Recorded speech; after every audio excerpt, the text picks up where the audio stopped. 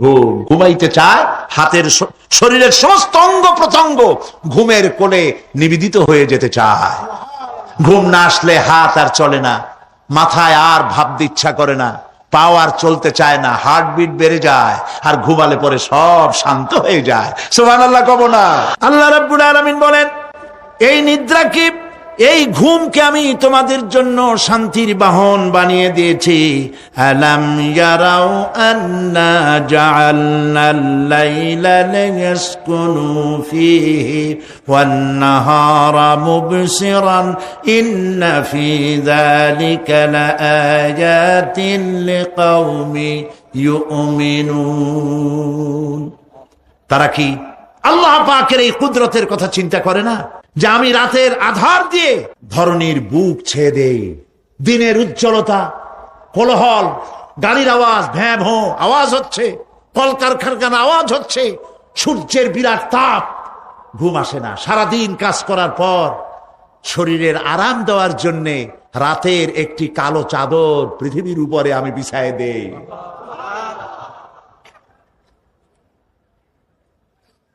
আর মানুষ আরাম গ্রহণ করে, শুধু মানুষ না, সব প্রাণী আরাম গ্রহণ করে। সুবহানাল্লাহ। এবং এরপরে দিনের আলো দিয়ে উদ্ভাসিত করি, যেন বিশ্রামের পর নতুন করে আবার কাজের সমস্ত উদ্দীপনা নিয়ে নতুন করে কাজে ঝাঁপিয়ে পড়তে পারে। কয়েক ঘন্টা অথবা সারাদিন হাড় ভাঙা খাটুনি খেটেছে, রিক্সা চালায়ছে, গাড়ি চালায়ছে, আড়াই মনের বস্তা মাথায় করে টেনেছে, চিন্তা ভাবনা করেছে। এরপরে যখন এই লোকটি কয়েক ঘন্টা মাত্র নিদ্রা গেল, আরাম পেল, মস্তিষ্ক হালকা হয়ে গেল, হার্টবিট কমে গেল, হাতের পায়ের কর্মোদ্দীপনা বেড়ে গেল, নতুন করে আবার কাজ করার জন্য সুযোগ এসে গেল। দুনিয়ার মানুষকে কর্মক্ষম রাখার জন্য আল্লাহ পাক ঘুমকে বানিয়েছেন নিয়ামত। সুবহানাল্লাহ বলেন, وَمِنْ آيَاتِهِ مَنَامُكُمْ بِاللَّيْلِ وَالنَّهَارِ وَابْتِغَاءُ مِنْ فَضْلِهِ। আল্লাহ পাক বলেন, তোমাদের রাত আর দিনের বেলায় নিদ্রা যাওয়া, এবং এটাই হচ্ছে তার অনুগ্রহ। রাত আর দিনের নিদ্রা যাওয়ার পরে আমার অনুগ্রহ অর্থাৎ রিজেক তালাশ করার জন্য শরীরের ভিতরে, মনের ভিতরে, হাত পায়ের মধ্যে কর্মের উদ্দীপনা আমি তোমাদের দিয়ে দেই। মহাবিজ্ঞানী আল্লাহ রাব্বুল আলামিনের এই বিশাল কুদরত এবং দয়া, যে মানুষকে তিনি ক্লান্তি দূর করার জন্য তিনি ঘুম দিয়েছেন। আলহামদুলিল্লাহ বলি। অনেক মানুষ আছে ঘুমাইতে পারে না,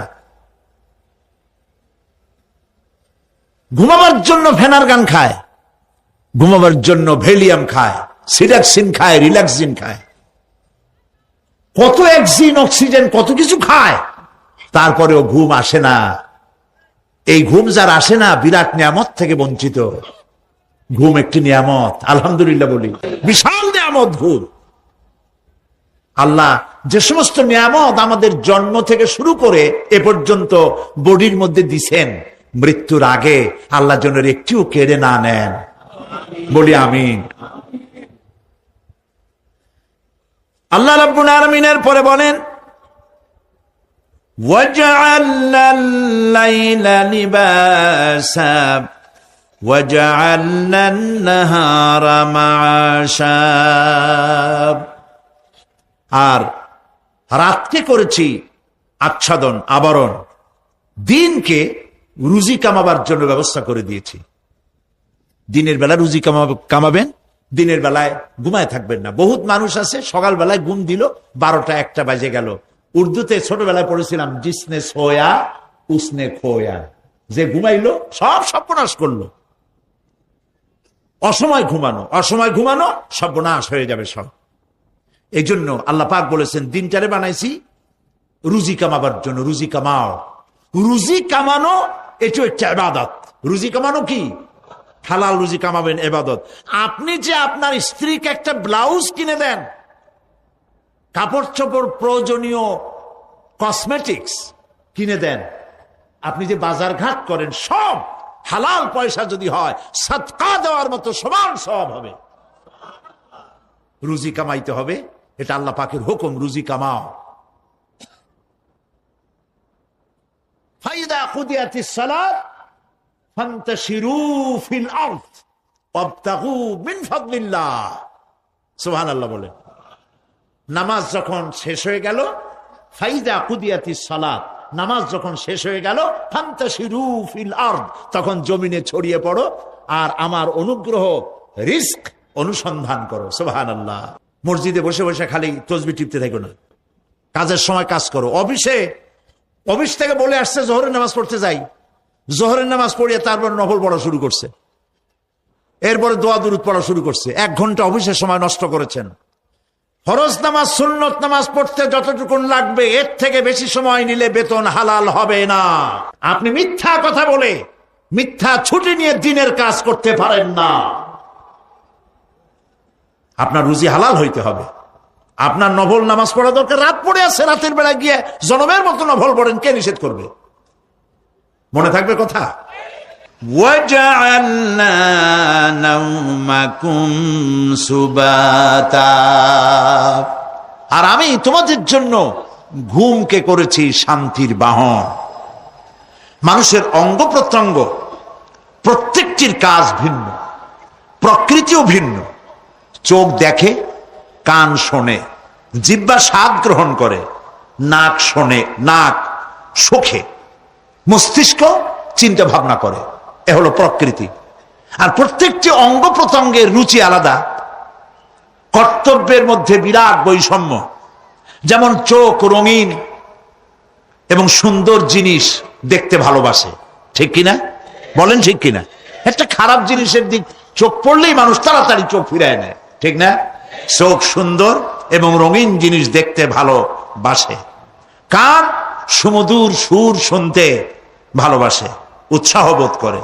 আর হাত নরম এবং মসৃণ জিনিসে স্পর্শ করতে উৎসাহ বোধ করে। নাক আতরের গন্ধ শুঁকতে ভালো লাগে। আর মন নতুন নতুন রঙিন ভাবনা ভাবতে চেষ্টা করে। বাড়ি বানাবো, বিল্ডিং বানাবো, ইন্ডাস্ট্রি করব, ছেলে বিয়ে দেবো, মেয়ে বিয়ে দেবো, অমুক জায়গায় বিরাট লোকের কাছে। ভাবতে ভাবতে ভাবের সাগরে হারিয়ে যায়। আর ভাবনার ভিতরে খেয়ালে যদি কেউ পোলাও পাকায়, বাস্তবে তা হোক আর না হোক, খেয়ালে মনে মনে যদি কেউ পোলাও পাকায়, তাহলে ঘিয়ের দাম যাই হোক না কেন তাতে কিছু আসে যায় না। মানুষ রঙিন রঙিন ভাবনা ভাবতে খুব মজা পায়। তাহলে আমি কি বুঝাইতে চাইলাম? চোখের কাজ, নাকের কাজ, মুখের কাজ, কানের কাজ, মনের কাজ, প্রত্যেকটি অঙ্গ প্রত্যঙ্গের ভিন্ন ভিন্ন কাজ আছে, ভিন্ন ভিন্ন রুচি আছে। প্রিয় ভাই সব, হযরত ওমর ফারুক রাদিয়াল্লাহু তাআলা আনহু তিনি একবার মসজিদ নববীর মধ্যে দেখলেন ফজরের সময়, জোহরের সময় তিনি দেখলেন ফজরে যাদের দেখলাম এক জায়গায় বসা 5-7টা লোক, জোহরে তো তাদেরই দেখতেছি। আসরের সময় দেখলেন ওইখানে বসা, মাগরিবেও দেখলেন, এশায়ও দেখলেন। এশার নামাজের পর তিনি প্রশ্ন করলেন, তোমরা কারা? বলল যে আমরা হলাম দূরের থেকে আসছি, মসজিদে নববী শ্রেষ্ঠ মসজিদ, এখানে বসে বসে আল্লাহর জিকির আজগার করি। তো আল্লাহর জিকির আজগার করো, নামাজ পড়ো, খাও কি? কাজে কিছু লোক আছে ওরা মেহেরবানি করে রান্না করে আনিয়া আমাদের খাওয়াইয়া যায়। হযরত ওমর ফারুক রাদিয়াল্লাহু তাআলা আনহু বললেন, তাহলে তো তোমার চাইতে, তোমরা যে কয়জন এখানে বসে ইবাদত করো, তোমাদের চাইতে ওই ব্যক্তি অনেক উত্তম যে নিজে রুজি কামাই করে তোমাদের খাওয়ায় যায়। তোমরা তো অলস। শুনে রাখো, নামাজের সময় ছাড়া আগামীকাল এই জায়গায় যদি বসা দেখি, ব্যাট মারে বাইর করে দেবো মসজিদ নববী থেকে। ইসলাম কাজের প্রতি উদ্দীপনা দিয়েছে, ইসলাম কাজের ট্রেনিং দিয়েছে। সুবহানাল্লাহ বলে কাজ করো আর খাও। বসে বসে বাপের বোঝা হইও না। আমাদের দেশে বহু পোলাপান আছে, বাপের হোটেলে খায় আর মসজিদে গিয়া ঘুমায়। খুব সহজ কাজ। কেন এরকম করো বাবাজি? কয় চাকরি পাই না। আচ্ছা চাকরি পাও না, চাকরি তো আমাদের দেশে এক সোনার হরিণ। অথর্ব মন্ত্রীর অথর্ব ভাগ্না চাকরি হয়ে যায়, কিন্তু ফার্স্ট ক্লাস ফার্স্ট হয়েছে এমএতে, চাকরি হয় না। এটা দেশের কপাল, এটা দেশের দুর্ভাগ্য। কিন্তু চাকরি পাও নাই বলে বাপের ঘাড়ের বোঝা হয়ে থাকবা, বউতে তোমার ঘুম দেখা বউ একা একা কানবে, আল্লাহ কোন উল্লুকের সাথে বিয়ে হইল আমার, সারাদিন ঘুমায়। প্রিয় ভাই সব, চাকরি পান নাই তো অসুবিধা কি? আপনি বাসের ড্রাইভার হন, আপনি সিনেমা দাম বেচেন, আপনি জমিন চাষ করেন। জমিন চাষ করা লজ্জা? এই পৃথিবীর প্রথম মানুষ আদম আলাইহিস সালাম জমিন চাষ করেছেন, ইদ্রিস আলাইহিস সালাম দর্জিগিরি করেছেন, দাউদ আলাইহিস সালাম কর্মকার হয়ে লোহা দিয়ে অস্ত্র তৈরি করেছেন, নবী করিম সাল্লাল্লাহু আলাইহি ওয়াসাল্লাম ব্যবসা করেছেন। কাজী বেকার যুবকদেরকে বলতে চাই, বাপ আর শ্বশুরের বোঝা হয়ে থাকার মতো লজ্জার জিনিস আর কিছুই নাই। বাপের কামাই খাওয়া লেখাপড়া শেখার পর তোমার জন্য জায়েজ নাই। কাজ করো, কাজের অভাব নাই, হালাল কাজ করো, রুজিতে আল্লাহ বরকত দিয়ে দিবেন। আমার দেশের জমিন এত ভালো, বলার আগেই কোন সুবহানাল্লাহ। সার মার লাগে না, যেখানে সেখানে লাঙ্গল শাবলের দরকার নাই। আঙ্গুল দিয়ে মাটি খুঁচিয়া ঘরের কোনায় আঙ্গুল দিয়ে মাটি খুঁচিয়া কদুর বিচি লাগাই দেন। 3 দিন পরে 2 পাতা, 6 দিন পর লতা, 10 দিন পর ফুল, 2 সপ্তাহের মাথায় কদু। সুবহানাল্লাহ। এই আল্লাহর দেওয়া এত সুন্দর কদু খাইয়া কয় সাদের লাউ বানাইলো বই রেখে, তো একটু আলহামদুলিল্লাহ কইল না। জমিন উর্বর। ওয়াজআলা বাইনাকুম মাওয়াদ্দা, আর তোমাদের মধ্যে আল্লাহ পাক ভালোবাসা সৃষ্টি করেছেন। এই কথা বলার এর ব্যাখ্যা কি? ভালোবাসা সৃষ্টি করেছেন এর ব্যাখ্যা এরকম হতে পারে, কয়েক রকম। আমি যেটা জেনেছি সেটি হচ্ছে এরকম, ভালোবাসা সৃষ্টি হওয়ার তো কথা ছিল না। এক পর্যায়ে ভালোবাসা থাকবে কোন একটি বিশেষ সময়, বাকি সব সময় ঝগড়া হবে, এটাই হওয়া স্বাভাবিক ছিল। ধরুন মেয়ের বাড়ি চট্টগ্রাম, ছেলের বাড়ি বরিশাল। মেয়ে শুটকি খেতে খুব পছন্দ করে, ছেলের গন্ধও সহ্য করতে পারে না। ছেলে বলে খড়ে জাত দে, আর মেয়ে বলে খড়ে জাত দে, আর ছেলে বলে যে কমে যাও। মানে একজন আর একজনের ভাষার সাথে মিল নাই। কথা ঠিক কিনা বলেন? ভাষার সাথে মিল নাই, রুচির সাথে মিল নাই। একজনের টক পছন্দ করে আর একজনের টক সহ্য করতে পারে না, আর একজনের শুটকি খায় আর একজনের শুটকি পছন্দ করে না। কাজী রুচি আর অভ্যাস ইত্যাদি দিয়ে সারাদিন স্বামী স্ত্রীর মধ্যে ঝগড়া হওয়া স্বাভাবিক ছিল, ঠিক না? আল্লাহ পাক বলেন সেখানে আমি এই স্বামী স্ত্রী যখন হয়ে যায় তখন দুজনের মধ্যে আমি ভালোবাসার সৃষ্টি করে দেই। আর সে ভালোবাসা এমন পর্যায়ে চলে যায়, স্ত্রী তার স্বামীর জন্য জীবন দিতে চায়, স্বামী তার স্ত্রীর জন্য জীবনের সবকিছু উজাড় করে দিতে চায়। ওয়াজআলা বাইনাকুম মাওয়াদ্দা, এরপরে সৃষ্টি করি রাহমা। ওই ভালোবাসা ছিল যৌবন কেন্দ্রিক, বিশেষ এক উদ্দেশ্যকে সামনে রেখে। কিন্তু যখন যৌবনে ভাটি লাগলো তখন ওই উদ্দেশ্য আর থাকলো না। তখন আল্লাহ পাক বলেন এই সময় তো দুজনের মধ্যে রাগারাগি, খেসাখেসি ইত্যাদি হয়, স্বাভাবিক ছিল, কিন্তু তা হইল না। আমি রহমত দিলাম, করুণা দিলাম। এখন বুড়ারে সারে বাঁচে না, আর বুড়াও বুড়িরই সারা বাঁচে না। তাও আমরা সুবহানাল্লাহ কব না। এইসব কথা শুনিয়া সুবহানাল্লাহ যদি বলানো লাগে কইয়া কইয়া, তাহলে তো বড় সমস্যার কথা। শুনলেন কি আর বুঝলেন না কি? প্রিয় ভাই সব, আমি বুঝতে পারছি আপনারা বলেন ঠিকই, তবে শুনতে শুনতে মোহমুগ্ধ হয়ে বলার সময় পান না। আলহামদুলিল্লাহ, বলি আলহামদুলিল্লাহ। তো আল্লাহ রাব্বুল আলামিন পরস্পরের মধ্যেই ভালোবাসা সৃষ্টি করলেন। এটি আল্লাহ পাকের আয়াত। এটা আল্লাহ পাকের কি বলুন? আয়াত মানে কি? নিদর্শন। আমার ভাইরা, আমার নিজের জীবনে এক দৃষ্টান্ত আমি প্রায় বলি লোকদেরকে। ছোটবেলায় মাদ্রাসা থেকে বাড়ি ফিরতেছি, তখন গয়নার নৌকা, লঞ্চ নাই, নৌকা। সেই নৌকা বিরাট লম্বা নৌকা, 4-5 জনে দাঁড় বায়, বড় বড় লম্বা লম্বা দাঁড়, ছিপ নৌকা, খুব লম্বা নৌকা। এই নৌকাগুলি প্যাসেঞ্জার বহন করে। স্টেশন আসতে পরে ঢোল পিঠায়, মানুষ এসে ওঠে। রাতের বেলায় চলতে হয়, রাতেই এগুলো চলতো বেশি, আজকাল এগুলি আর নাই। সেই নৌকার মাঝখানে থাকতো বাঁশ পোতা, 2 দিকে মানুষ শোবে, নৌকার 2 দিকে মাথা দিয়ে, 1 দিকে পা দিয়ে শোবে। ছাত্র জীবন, শুয়ে আছি এরকম করে, কিন্তু পা লম্বা করা যায় না। পা লম্বা করলে আর একজনের বুকের উপরে গিয়ে ওঠে। এভাবে করে পা কতক্ষণ গোটো করে রাখা যায়? কিছুক্ষণ পর মনের মধ্যে চিন্তা জাগলো যে আল্লাহ, হাঁটুতে তো ব্যথা করতেছে, এই হাঁটুগুলি যদি নাট বল্টুর মতো মোড়ায় মোড়ায় খোলার সিস্টেম করে দিতে, তাহলে তো এখন কষ্ট হতো না। ঠ্যাংডারে মোড়াইয়া খুলিয়া তারপরে ব্যাগের মধ্যে ভরিয়া বালিশের কাজে হতো, ঠ্যাংও ব্যথা করতো না। ছাত্র হলে যত চিন্তা মাথার মধ্যে আসে, এইসব চিন্তা, কেনুর মধ্যে একটা মুড়ি প্যাঁচ হলে ভালো হইতো, এইসব চিন্তা করতেছে। চিন্তা করে করে এক ফাঁকে ঘুম এসে গেল। সকালবেলায় নৌকা যখন ফিরেছে স্টেশনে, ঘুম ভেঙে গেল যাত্রীদের চিৎকারে। একজন বলছে আমার মানি ব্যাগ চুরি হয়েছে, আর একজন বললো আমার হ্যান্ড ব্যাগ গেছে, আর একজন বলছে আমার ব্রিফ কেস গেছে, চোরে নিয়ে গেছে। ওরা তো যার যার হারানো জিনিস নিয়ে ব্যস্ত। আমি তখন তওবা করতেছি যে আল্লাহ, আমার বুদ্ধিমতো যে বুদ্ধি রাত্রে করলাম, এই বুদ্ধিমতো যদি মানুষের হাতে এবং কেনুতে থাকতো নাট বল্টুর মতো করে মুড়ি পেঁয়াজ দেওয়া, আর ওইগুলি যদি থাকতো ব্রিফকেসের মধ্যে, হ্যান্ড ব্যাগের মধ্যে, তাহলে তো সকালবেলায় শুনতাম কেউ বলতো যে আল্লাহ আমার তো ঠ্যাং চুরি হয়ে গেছে, কেউ বলতো আমার তো হাত চুরি হয়ে গেছে। আল্লাহ আল্লাহ আল্লাহ আল্লাহ, আল্লাহু আকবার। আল্লাহ সুবহানাহু ওয়া তাআলা কি সুন্দর করে তৈরি করেছেন। এত হাল তারা মিন ফুতুর, আমার সৃষ্টি নৈপুণ্যতার ভেতরে কোনো ভুল দেখতে পাও? কোনো ভুল পাবে না। আমার সৃষ্টি নৈপুণ্যতার ভেতরে কোনো ভুল নাই। সুবহানাল্লাহি বিহামদিহি, সুবহানাল্লাহি বিহামদিহি।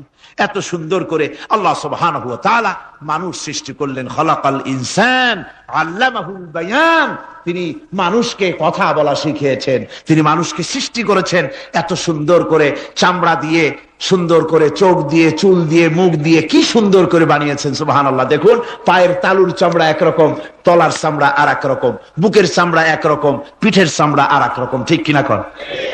পায়ের উপরের যে চামড়া, ওই চামড়াটা যদি পায়ের তলায় হতো, 2 দিনও হাঁটা যেত না। প্রতি সপ্তাহে 3 বার করে হাফসুল করা লাগতো, কোন ঠিক কিনা? আল্লাহ সুবহানাহু ওয়া তাআলা যেখানে যেটা দরকার তাই দিয়েছেন। আর ওরা বলে কি, কয় যে আল্লাহ নাই, দেয়ার ইজ নো গড। ছাগল কোথাকার। গ্যাগারিন বলেছেন, ইউরি গ্যাগারিন প্রথম মহাশূন্যচারী, মহাশূন্য পরিভ্রমণ করে এসে বললেন যে মহাশূন্যের লক্ষ লক্ষ মাইল পরিভ্রমণ করে এলাম। মহাশূন্যে হিন্দুরা যাকে ভগবান বলে, খ্রিস্টান যাকে গড বলে, মুসলমানেরা যারা আল্লাহ বলে, এই লক্ষ লক্ষ মাইলের কোন জায়গায় অস্তিত্ব দেখলাম না। কিসের আল্লাহ, কিসের গড? নাউযুবিল্লাহি মিন যালিক। কত বড় ছাগল! তুমি দেখ আল্লাহ রে, তুমি তো নিজের শরীরই নিজে দেখো না। আমরা কি আমাদের নিজের শরীরটা দেখি? আয়নার সাহায্য ছাড়া হাতটা কেমন, হিপটা কেমন, ব্যাকটা কেমন, পেছনের উরুটা দেখতে কেমন, আজ পর্যন্ত আয়নার সাহায্য ছাড়া দেখতে পারি নাই। নিজের শরীরটাই দেখতে পারি নাই, আর এই শরীরের স্রষ্টাকে দেখতে চাই। সাহস তো কম না পাগলের। আল্লাহ সুবহানাহু ওয়া তাআলা তিনি মানুষকে সৃষ্টি করেছেন, কত সুন্দর করে তিনি বানিয়েছেন। একবার লক্ষ্য করে দেখো, শুকরিয়া আসবে আল্লাহর দরবারে, মাথা নত হয়ে আসবে। কি সুন্দর করে আল্লাহ পাক বানিয়েছেন। মানুষের শরীরে কিডনি লাগবে 2টি, কিডনি লাগবে 1টা। কিডনি কি? কিডনি হচ্ছে আপনার পেশাবকে ছেঁকে বের করে দেয়, একটা দারুণ জিনিস আপনার শরীরের জন্য। কিডনি যদি ইনঅ্যাক্টিভ হয়ে যায়, হাত পায়ে পানি এসে হাত পা ফুলে আপনি মৃত্যুর দিকে এগোতে থাকবেন। এই কিডনি, এই ছাকনি মাত্র 1টা হলে চলে, কিন্তু আল্লাহ পাক ছাকনি, এই কিডনি দিয়েছেন 2টো। কটা দিলেন?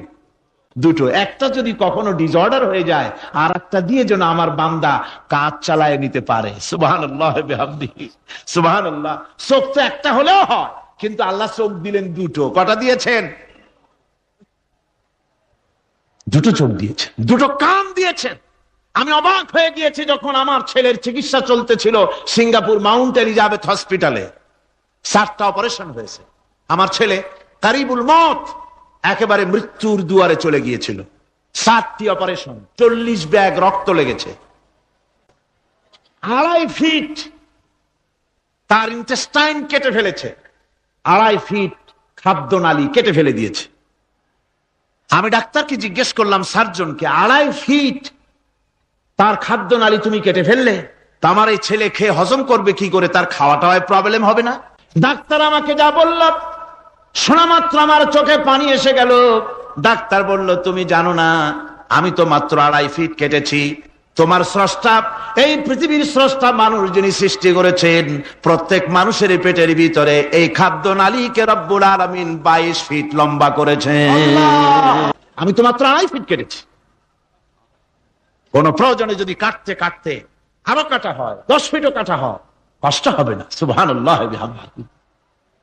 তার শ্বাস নেওয়ার জন্য, প্রশ্বাস নেওয়ার জন্য কি ব্যবস্থা আল্লাহ পাক করেছেন। হার্ট, মানুষের হার্ট বিট হচ্ছে, এটাকে হার্ট বিট যেটা হয়, সংকোচন সম্প্রসারণ। এই যে মানুষ, ডাক্তাররা বলে রোগী হার্ট অ্যাটাক করেছে, হার্ট অ্যাটাক করেছে।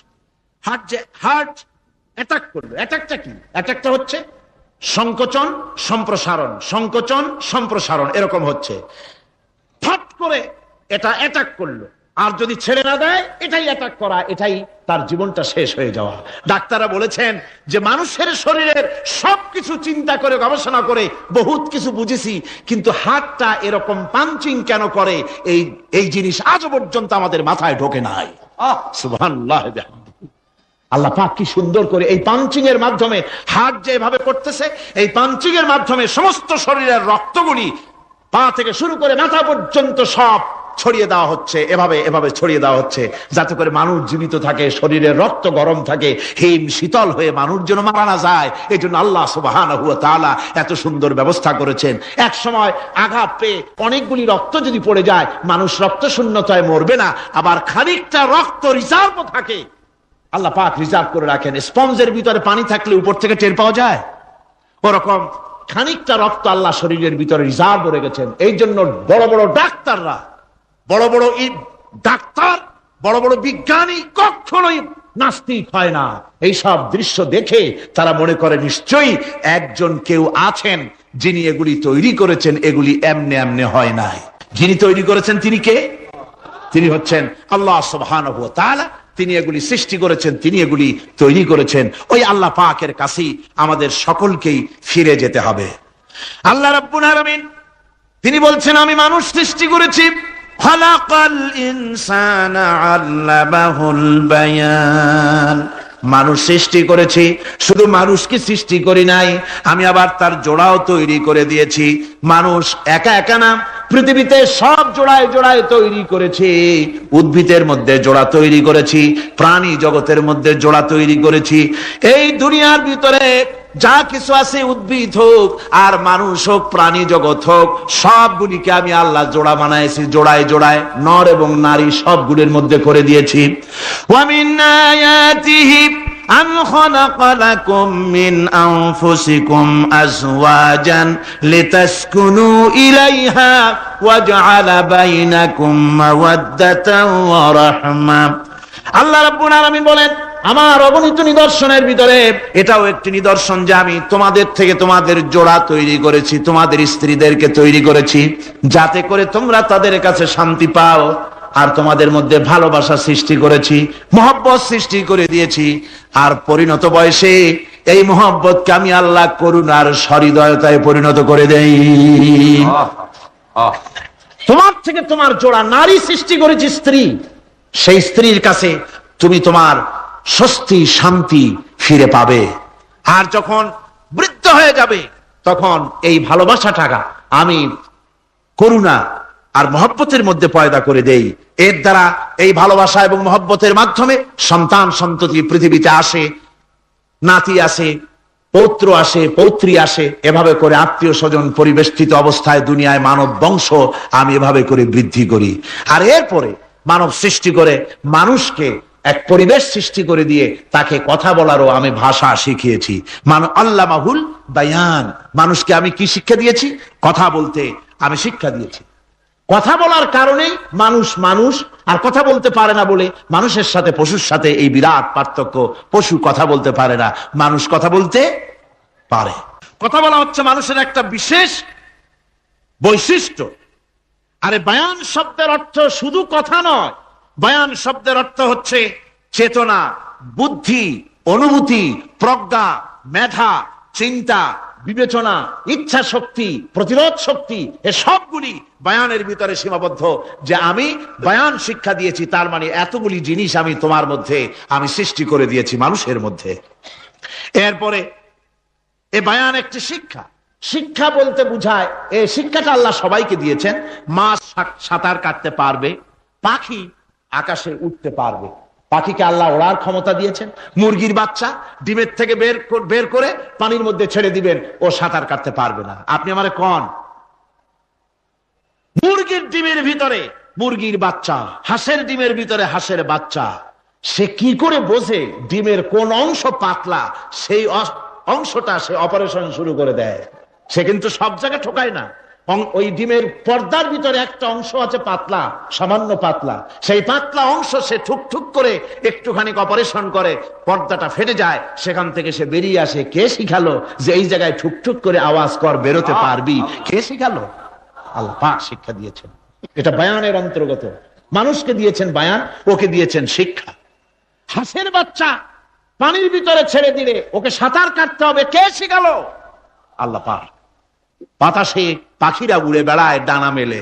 আওয়ালাম ইয়ারাও ইলা তায়রি সাফাতিন ওয়া ইয়াকবিদনা মা ইউমসিকুহুন্না ইল্লার রহমান। দেখে নাকি তারা পাখিটি কেমন মেলি দুটি লঘু ডানা উড়িয়া বেড়ায়, শূন্যের পরে নাহি তার কোনো মানা। আবার সে ডানা গুটাইয়া চলে কিন্তু পড়ে না তবু, বলকে বাতারে শূন্যে রাখিছে ভিন্ন সে এক প্রভু। প্লেনের মতো, এরোপ্লেনের মতো দেখছেন না পাখিগুলি এরকম এরকম করে ওড়ে। আবার কখনো উঠতে গিয়ে আর ডানা দোলায় না, দুটো ডানা শরীরের সাথে মিশাইয়া একেবারে রকেটের মতো উড়ে চলে যায়, কিন্তু পড়ে যায় না। কে তাকে শূন্যের উপরে রেখেছে? জোরে কন, কে রেখেছে? এই ট্রেনিং আল্লাহ পাক তাকে দিয়েছেন। আল্লাহ পাক তাকে এই শিক্ষা দিয়েছেন। এই শিক্ষা, পানিতে সাঁতার কাটবে মাছ, বায়ুতে ভেসে বেড়াবে পাখি, তারপরে মানুষের চোখের পলক পড়বে, পাকস্থলী হজম করবে, এসব শিক্ষা আল্লাহই দিয়েছেন। প্রত্যেকটা জিনিসকে সৃষ্টি করেছেন, আর তার কাজটাও কিভাবে হবে তাও আল্লাহ পাক শিখিয়ে দিয়েছেন। এই জন্য শুধুমাত্র এই শিক্ষাটুকুনি নয়, মূল শিক্ষা হচ্ছে আল্লামাহুল বায়ান। এর আসল অর্থ হলো মানুষের জ্ঞানের পূর্ণতার জন্য আল্লাহ পাক বায়ান দিয়েছেন। সে বায়ান হচ্ছে কোরআনে কারীম। সে বায়ান কি? কোরআন। এই কোরআন হচ্ছে মানুষের জ্ঞানের পূর্ণতা। কোরআন দিয়েই মানুষের জ্ঞান পরিপূর্ণ হয়। ওমা উতীতুম মিনাল ইলমি ইল্লা কালিলা। তোমাদেরকে খুব সামান্যতম জ্ঞান দেওয়া হয়েছে। আসল জ্ঞানের মালিক কে? আল্লাহ সুবহানাহু ওয়া তাআলা। আল্লাহ রাব্বুল আলামিন বলেন, আশ-শামসু ওয়াল কমারু বিহুসবানি ওয়ান নাজমু ওয়াশ-শাজারু ইয়াসজুদান। সূর্য এবং চন্দ্র একটা বিরাট একটা হিসাবের অনুসরণে বাধ্য। সূর্য আর চন্দ্র একটা হিসাবের অনুসরণে বাধ্য, এর ব্যতিক্রম হওয়ার কোনো উপায় নাই। সূর্য এবং চন্দ্র তার আপন আপন কক্ষপথে ঘুরবে, ইচ্ছে মাফিক সূর্য চন্দ্র ঘুরতে পারবে না। 12টার সময় সূর্য এসে বলতে পারবে না, বেটা রাত ছট, আমি এখন উদিত হব। পারবে? পারবে না। দিনের দুপুরের সময় রাত এসে মাথা চাড়া দিয়ে জাগাতে পারবে না, দিন সরে যা, আমি এখন সবটাকে রাত বানায় দেব, পারবে না। চন্দ্র এবং সূর্য একটা নির্ধারিত একটা হিসাবের অনুসরণে তারা রয়েছে। আর এই হিসাবের নিয়ম, কঠোর হিসাবের নিয়মতান্ত্রিকতার ভেতরে থাকার কারণেই মানুষের জন্য চন্দ্র, মাস, বছর ইত্যাদি গণনা মানুষের জন্য আল্লাহ সহজ করে দিয়েছেন। আল্লাহ পাকের নবীর কাছে জিজ্ঞাসা করা হচ্ছে, ওয়ায়াসআলুনাকা আনিল আহিল্লাম। ও নবী, আপনাকে প্রশ্ন করা হয় চাঁদ সম্পর্কে। কাফেররা প্রশ্ন করেছে, চাঁদের ক্রমবর্ধমান ক্রমহ্রাস কেন? চাঁদ বাড়ে কেন, কমে কেন? আপনারে জিজ্ঞাসা করা হয়, আপনি জবাবে বলুন, কুল হিয়া মাওয়াকিতু লিন্নাস। বলুন, এ চাঁদ হচ্ছে মাস, দিন, বছর গণনা করার জন্য, গোটা পৃথিবীবাসীর জন্য আমি একটা স্থায়ী ক্যালেন্ডার আকাশে ঝুলায় রাখছি। জোরে কোন সুবহানাল্লাহ। বিনা পয়সার ক্যালেন্ডার কে ঝুলায় রাখছেন? আল্লাহ সুবহানাহু ওয়া তাআলা। তিনি ঝুলিয়ে রেখেছেন এই ক্যালেন্ডারকে, আর এই চন্দ্র সূর্য নিজের ইচ্ছা মাফিক চলতে পারে না। আল্লাহ পাক কোরআনে কারিমে বলেছেন, আফাগাইরা দীনিল্লাহি ইয়াবগুন ওয়া লাহু আসলামা মান ফিস সামাওয়াতি ওয়াল আরদি তাওআন ওয়া কারহা। তোমরা কি আমার দেওয়া জীবন ব্যবস্থা ছেড়ে দিয়ে মানুষের তৈরি করা, অন্যের তৈরি করা মতবাদ গ্রহণ করতে চাও? ওয়ালাহু আসলামা মান ফিস সামাওয়াতি ওয়াল আরদ, অথচ আকাশে যা কিছু আছে, জমিনে যা কিছু আছে, সব আমার কি করছে? আমার হুকুম মেনে, আমার আনুগত্য করে তারা চলছে। আনুগত্যের সামনে মস্তক অবনত করে দিয়েছে। তাই তো আমরা দেখতে পাই তাল গাছে কোনোদিন বেল হয় না। হয়? তাল গাছে বেল হয়? নারকেল গাছে আম হয়? নিম গাছে লিচু হয়? হয় না। আল্লাহর সুন্নতের ভিতরে কোনো পরিবর্তন পাওয়া যাবে না। দেখুন, বঙ্গোপসাগরের পানি মিষ্টি না নোনা? সবাই বলুন, মিষ্টি না নোনা? বঙ্গোপসাগরের নোনা পানি জোয়ারের টানে এই বঙ্গোপসাগরের নোনা পানিগুলি পদ্মা মেঘনা যমুনার ভিতরে প্রবেশ করে মিষ্টি পানির ভিতরে, আবার ভাটির টানে পদ্মা মেঘনা যমুনার পানিগুলি, মিষ্টি পানিগুলি নোনা পানির মধ্যে গিয়া ঢোকে। মাঝখানে কোনো পার্টিশন নাই। নোনা পানি মিষ্টি পানির এলাকাকে নোনা বানাতে পারে না, আবার মিষ্টি পানিগুলি গিয়া নোনা পানিগুলিরে মিষ্টি বানাইতে পারে না। কার হুকুম পালন করে? কার হুকুম? النجم والشجر يسجدان والسماء رفعها ووضع الميزان। তারকা বৃক্ষরাজি সব সেজদায় রত। তারাই সেজদা দেয় কারে? কারে সেজদা দেয়? চাঁদ সেজদা করে কাকে? সূর্য করে কাকে? গাছপালা করে কারে? আল্লাহ পাককে সেজদা করে সবাই। সমস্ত সৃষ্টি জগতের কাজ হলো তিনটা। সৃষ্টি জগতের কাজ কয়টা? তিনটি কাজ। একটা কাজ হচ্ছে সৃষ্টি জগৎ মহান আল্লাহর উদ্দেশ্যে সিজদা করবে, তার হামদ করবে, তার তাসবিহ করবে। তিনটা কাজ, সিজদা করবে, হামদ করবে, তাসবিহ করবে। এই তিনটা কাজ হচ্ছে সৃষ্টি জগতের। গোটা পৃথিবীর সবকিছু আল্লাহ পাককে সিজদা করছে। কোরআনে কারিমে রব্বুল আলামিন বলেন, ولله يسجد من في السماوات والأرض طوعا وكرها وظلالهم بالغدو والآصال। আল্লাহ পাক বলেন, আকাশে যা কিছু আছে, জমিনে যা কিছু আছে, সব কিছু আমার সেজদা করে। এমনকি গাছগুলি, গাছও আমার সেজদা করে। গাছগুলি সকাল বেলায় গাছের ছায়া সকাল বেলায়, আর বিকাল বেলায় নিজের ছায়া লম্বা করে দিয়ে আমার সামনে সেজদায় পতিত হয়ে যায়। গাছগুলি আমাকে সেজদা করে। তারকা সমূহ, চন্দ্র সূর্য সব আমাকে সেজদা করে। ولله يسجد ما في السماوات وما في الأرض من دابة والملائكة وهم لا يستكبرون। আকাশ এবং জমিনে যা কিছু আছে আমার সিজদা করে। আমার সিজদা থেকে কেউ অহংকার করে না, অহমিকতা করে না। আমার সিজদা থেকে কেউ ফিরে যায় না, সবাই আমাকে সিজদা করে। সুতরাং ও মানুষ, আমার দরবারে সিজদায় মাথা নত করে দাও। সবগুলি আমার সামনে সিজদা করতেছে।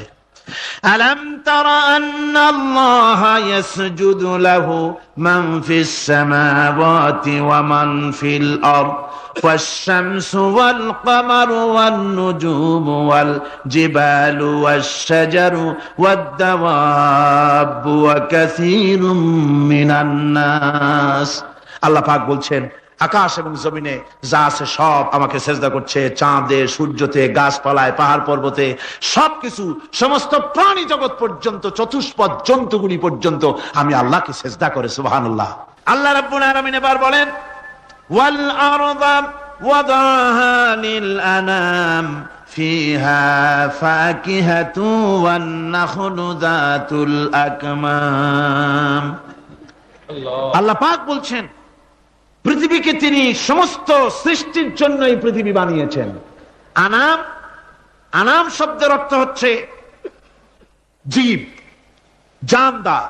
যত জানদার আছে সমস্ত জানদারদের জন্য আল্লাহ পাক এই পৃথিবীকে বানিয়েছেন। অর্থাৎ যাদের প্রাণ আছে, প্রাণী সময়ের জন্য আল্লাহ যা সৃষ্টি করেছেন সেটা হলো এই পৃথিবী। এই পৃথিবী ছাড়া অন্য কোথাও কোন প্রাণী বসবাসের উপযোগী করে আল্লাহ তৈরি করেন নাই। এই পৃথিবীটা কি আল্লাহ পাক প্রাণীদেরকে বসবাসের উপযোগী করে তৈরি করেছেন। তারপরে বলছেন পৃথিবী তো তৈরি করলাম, এরপরে আমি তাদের সমস্ত খাবার দাবারের ব্যবস্থাও করেছি। খেজুরগুলিকে আমি প্যাকেট করে তোমাদের সামনে দিয়েছি, আচ্ছাদন দিয়ে দিয়েছি।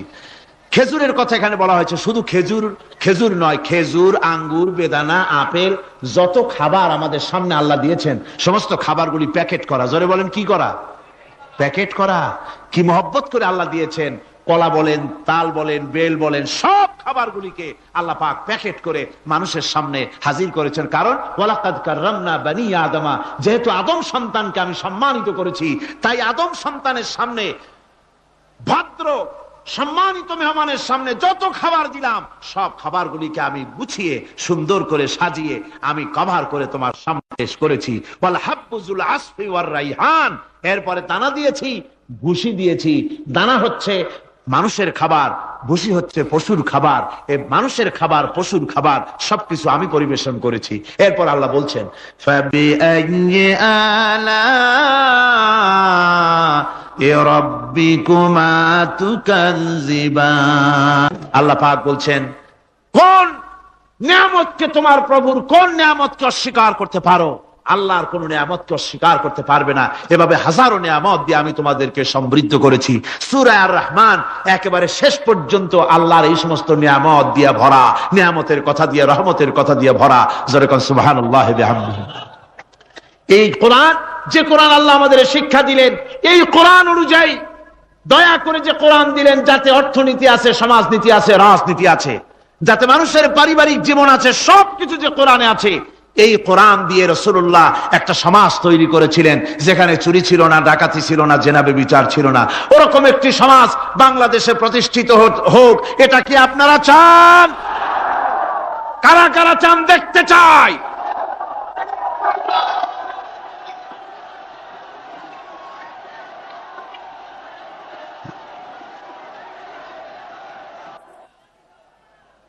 আলহামদুলিল্লাহ, সবাই কোন আলহামদুলিল্লাহ। আদব রক্ষা করুন, আদব রক্ষা করুন, তাড়াতাড়ি বসুন, তাড়াতাড়ি। আলহামদুলিল্লাহ। আমি বুঝছি ওই এক বুড়ি আছাড় খেয়ে পড়ে গেছিল, বললো যে পড়লাম যখন তিনি একটু পান খায়নি, মানে স্লোগানের সুযোগ যখন পাইলাম একটু দাঁড়ায় কোমরটা সোজা করে নি। মন্দ না, ভালোই করেছেন। আল্লাহ পাক বলছে খলাকাল ইনসানা আল্লামাহুল বায়ান, আমি মানুষকে সৃষ্টি করেছি। দেখো তোমার নিজের দিকে তাকাও। ফালয়ানজুরিল ইনসানু মিম্মা খুলিক, কিভাবে মানুষ তোমাকে সৃষ্টি করা হলো একবার তাকায় দেখো, তোমার শরীরের দিকে একটু তাকায় দেখো তো কেমনে আমি বানাইলাম, কিভাবে তৈরি করলাম, লক্ষ্য করো। এই যে মাথা, এই মাথাটার ভিতরে আছে মগজ, ব্রেইন। বিজ্ঞানীরা বলেছেন এতে 1000 মিলিয়ন নার্ভ সেলস আছে এর মধ্যে। 1000 মিলিয়ন নার্ভ সেল। সেল হচ্ছে CELL, সেল। সেল মানে কোষ। এই 1000 অনুভূতি কোষ, 1000 মিলিয়ন অনুভূতি কোষ রয়েছে মাথার ভেতরে। মস্তিষ্কের এসব কোষগুলি, এসব সেলগুলি, তার মধ্যে আবার আছে নার্ভ ফাইবার, অর্থাৎ সূক্ষ্ম সূক্ষ্ম নার্ভ সুতা সমগ্র শরীরের মধ্যে তা ছড়িয়ে দেওয়া আছে। এই সূক্ষ্ম সুতার মাধ্যমে ঘন্টায় 70 মাইল বেগে শরীরের প্রত্যেকটা অঙ্গ প্রত্যঙ্গের খবর মস্তিষ্কের মধ্যে চলে যায়। সুবহানাল্লাহ ওয়া বিহামদিহি। আপনার পায়ে যদি কাটা ফোটে, শরীরে যদি ব্যথা লাগে, ঘন্টায় 70 মাইল বেগে সূক্ষ্ম সূক্ষ্ম যে তারগুলি আল্লাহ দিয়েছেন, ওই তারের মাধ্যমে আপনার মাথায় চলে যায়। মস্তিষ্কে গেলে পরে তড়িৎ গতিতে সিদ্ধান্ত হয় কাটা তুলতে হবে। অথবা একটা সাপ দেখেছেন, সাপ প্রথম চোখ দিয়ে দেখলেন, চোখ, এই চোখের ভিতরে আপনার 130 মিলিয়ন লাইট রিসেপ্টর আছে, অর্থাৎ বিভিন্ন দৃশ্যকে, ছবিকে ক্যাচ করার মতো 130 মিলিয়ন লাইট রিসেপ্টর গ্রহণযোগ্য মেশিন রয়েছে চোখের ভিতরে। চোখ দিয়ে সাপ দেখলেন, চোখের ভিতরে রয়েছে আবার অসংখ্য তার। এই অসংখ্য তার ব্রেনের সঙ্গে জুড়ে দেওয়া আছে। চোখ সাপ দেখলো, 70 মাইল বেগে প্রতি ঘন্টায় এই খবর তড়িৎ প্রবাহের মতো মস্তিষ্কের ভেতরে চলে গিয়েছে। মস্তিষ্ক সঙ্গে সঙ্গে ডিসিশন দিচ্ছে, দৌড় মারো, অথবা লাঠি হাতে নাও, অথবা যে কোনো একটা পজিশন তাকে সাথে সাথে সিদ্ধান্ত দিয়ে দিচ্ছে। জোরে বলেন সুবহানাল্লাহ। এই অনুভূতি শক্তি যদি আল্লাহ পাক না দিতেন মানুষের শরীরে, পায়ের মধ্যে পাথর ঢুকলে, কাঁটা তো কাঁটা, পাথর ঢুকলেও টের পাইতাম না। আল্লাহ পাক এই ব্যবস্থা করে দিয়েছেন মস্তিষ্কের মধ্যে এতগুলি সেল, প্রত্যেকটা সেলের আলাদা আলাদা কাজ। সুখ, দুঃখ, ভালোবাসা, মোহাব্বত, আনন্দ, স্বাদ ইত্যাদি জিনিসের অনুভূতি মস্তিষ্কের ভেতর থেকেই হয়। এখানে সেগুলি রেখে দেওয়া হয়েছে।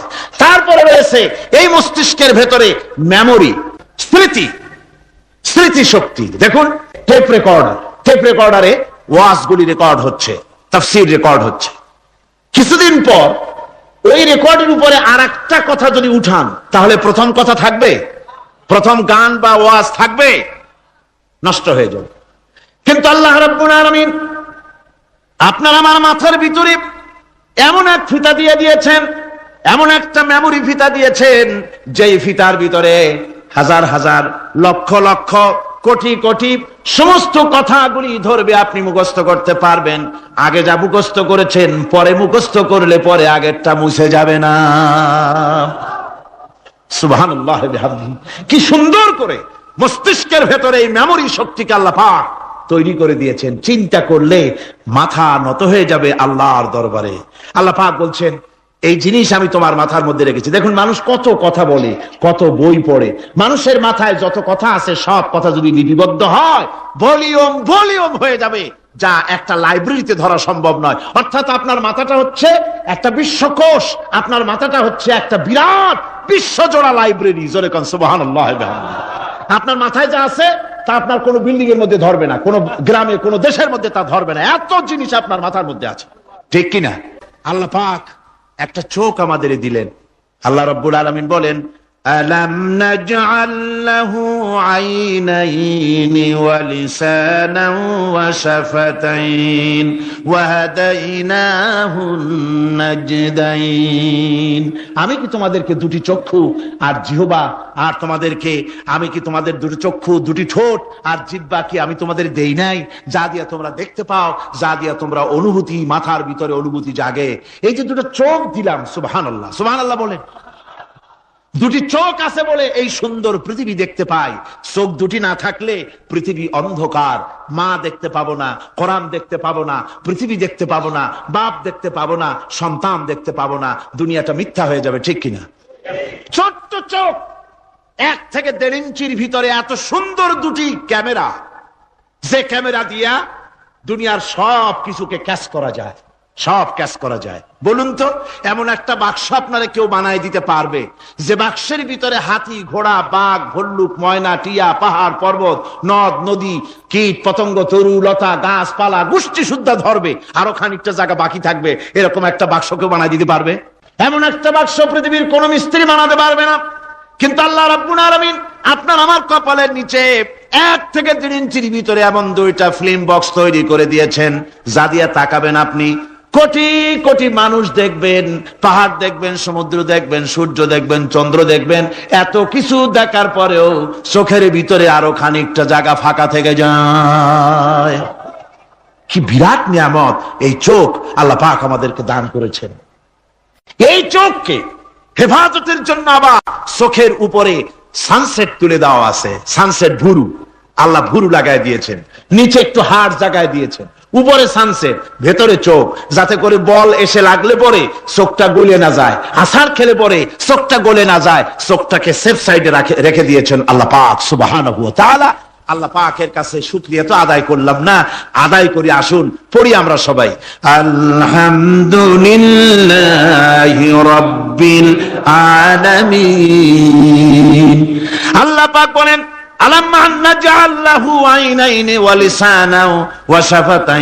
জিহ্বা দিলাম আমি তোমাকে, এই জিহ্বার ভিতরে 3000 আস্বাদন স্তর আছে। বিজ্ঞানীরা বলেছেন একটা জিহ্বার মধ্যে 3000 আস্বাদন স্তর আছে।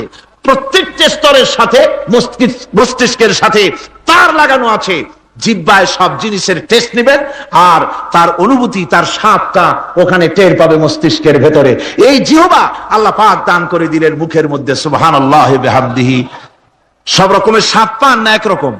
জিলাপির স্বাদ একরকম, রসগোল্লার স্বাদ আর এক রকম, ছানার স্বাদ আর এক রকম, বেলের স্বাদ একরকম, তালের স্বাদ আর এক রকম, মুরগির স্বাদ একরকম, খাসির স্বাদ আর এক রকম, লোট্টা ফিশের স্বাদ একরকম, শুটকির স্বাদ আর এক রকম, কোরাল মাছের স্বাদ আর এক রকম, শাকের স্বাদ আর এক রকম।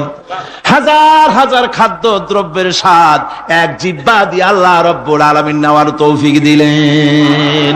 খালাকাল ইনসান, কি সুন্দর করে মানুষ বানালাম। দেখিস না, শুকরিয়া আদায় করিস না, এগুলি দেখবি আর শুকরিয়া আদায় করবি কি সুন্দর করে আমি আল্লাহ তোমাকে সৃষ্টি করেছি। শুধু তাই নয়, আল্লাহ পাক বলেন, ইয়া আইয়ুহাল ইনসানু মা গাররাকা বিরাব্বিকাল কারীম। ও মানুষ, কোন জিনিস তোমাকে ধোঁকায় ফেলে দিল তোমার মহান প্রভুর ইবাদত থেকে, গোলামি থেকে? কোন জিনিস তোমারে ধোঁকায় ফেলে দিল? কেন ধোঁকায় পড়ে গেলে? আল্লাহ রাব্বুল আলামিন তাই বলেন, ইয়া আইয়ুহাল ইনসানু মা গাররাকা বিরাব্বিকাল কারীম। কোন জিনিস তোমাকে ধোঁকায় ফেলে দিল ওই মহান আল্লাহ রাব্বুল আলামিনের ইবাদত থেকে, গোলামি করা থেকে? কি সুন্দর করে বানালাম। যে সৈন্যদেরকে তোমরা দেখতে পাও না, এভাবে করে রব্বুল আলামিন মুমিনদের বিপদে আপদে মুসিবতে সব সময় আল্লাহ পাক মুসলমানদেরকে সাহায্য করেছেন। জোরে বলেন সুবহানাল্লাহ। মুমিনদের সাহায্যকারী আল্লাহ। তাই ইসলামী আন্দোলনের সাথে যারা আছে, যারা কর্মী, যারা নেতা, যারা মুমিন, যারা ঈমানদার, মেঘের মতো প্রচন্ড কালো মেঘ হয়ে চতুর্দিক থেকে অন্ধকারের মতো শেষ বিপদ, কোন বিপদ না। আল্লাহ পাক সাহায্যকারী। কে সাহায্যকারী? জোরে বলেন, সাহায্যকারী কে? আল্লাহ সুবহানাহু ওয়া তাআলা, তিনি সাহায্যকারী, ভয় নাই। আল্লাহ পাকের উপর ঈমান আনলে পরে কলিজার ভিতরে দুর্জয় সাহসের সৃষ্টি হয়ে যায়, কোন ভয় অন্তঃকরণে তার থাকে না। আল্লাহ পাক সাহায্য করেন। আর আল্লাহর উপরে ঈমান আনলে পরে রব্বুল আলামিন বলেছেন, ইয়া আইয়ুহাল্লাযীনা আমানু হাল আদুল্লুকুম আলা তিজারাতিন তুনজিকুম মিন আযাবিন আলীম। এমন একটা ব্যবসার কথা কি বলবো না, যে ব্যবসায় তোমাদেরকে জাহান্নামের আযাব থেকে বাঁচায় দেবে। তার প্রথম কাজই হলো আল্লাহর প্রতি ঈমান আনা।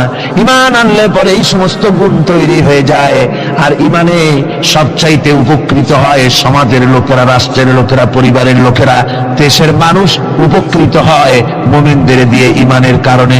তার কারণ হলো, একজন মুমিন, একজন ব্যক্তি যখন ঈমানদার হয়, মুমিন হয়ে যায়, আল্লাহর প্রতি যখন প্রগাঢ় বিশ্বাস তার এসে যায়, তখন সেই ব্যক্তি নৈতিকতার মান তার বেড়ে যায়। জোরে বলেন সুবহানাল্লাহ। নৈতিক চরিত্রের উপরে সে প্রতিষ্ঠিত হয়, সে মিথ্যা বলতে সাহস পায় না। মুমিন ব্যক্তি মিথ্যা বলতে সাহস পায়? পায় না। কেন পায় না? মিথ্যা বলতে সাহস পায় না, ঠকাতে সাহস পায় না, ওজনে কম দিতে সাহস পায় না, শয়তানি বদমাশি করতে সাহস পায় না। তার কারণ হলো আল্লাহ পাক বলে দিয়েছেন, মুমিন কোরআনের ভিতরে পড়েছে, ইয ইয়াতালাক্কাল মুতালাক্কিয়ানি আনিল ইয়ামিনি ওয়া আনিশ শিমালি কাইদ। দুজন নিয়ন্ত্রণকারী ফেরেশতা তোমার ডানে এবং বামে বসে বসে তোমাকে নিয়ন্ত্রণ করছে। কোথায় যাও, কি করো, এই ফেরেশতারা বসে বসে সব দেখতেছে।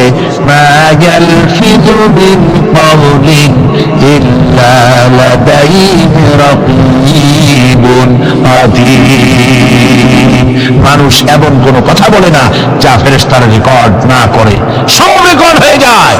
তাই মুমিন ব্যক্তি দায়িত্বহীন কথা বলতে পারে না। মুমিন ব্যক্তির চরিত্র ভালো হয়ে যায়। সে যে কথা বলে বুঝে শুনে কথা বলে, সে যে ওয়াদা করে বুঝে শুনে ওয়াদা করে।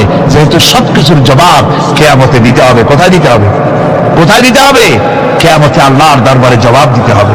মহান আল্লাহ রাব্বুল আলামিন বলেছেন, ওয়ালাকাদ খালাকনাল ইনসানা ওয়া না'লামু মা তুওয়াসবিসু বিহি নাফসু।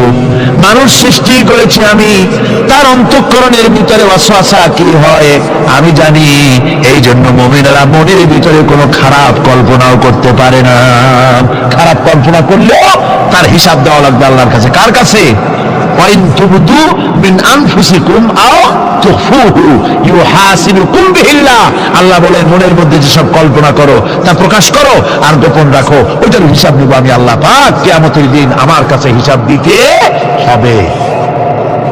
বন্ধুগণ, এই জন্য মুমিন যারা, মুমিনদের চরিত্র প্রতিষ্ঠিত হয়, মুমিনদের ধারণা থাকে যেখানেই যাই না কেন, যেখানেই বসি না কেন, সেখানেই আল্লাহ, আল্লাহ ছাড়া কোনো জায়গা নাই।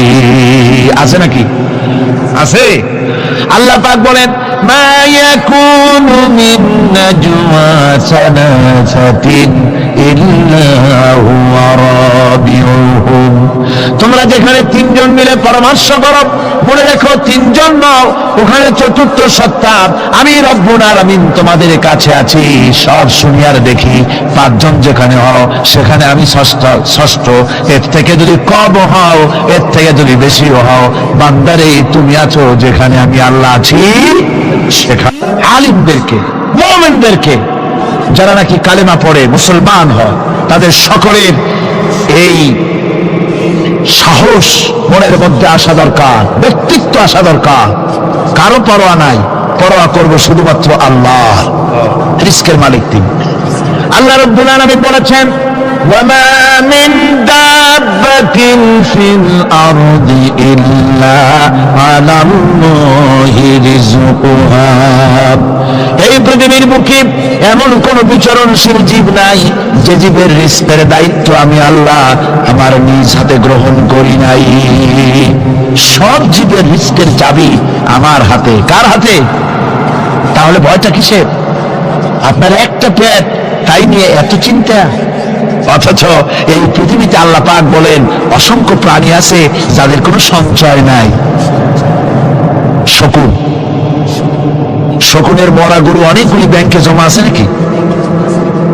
কবে কোথায় একটা মরা গরু পাইছে আর খোঁজ নাই, খবর নাই।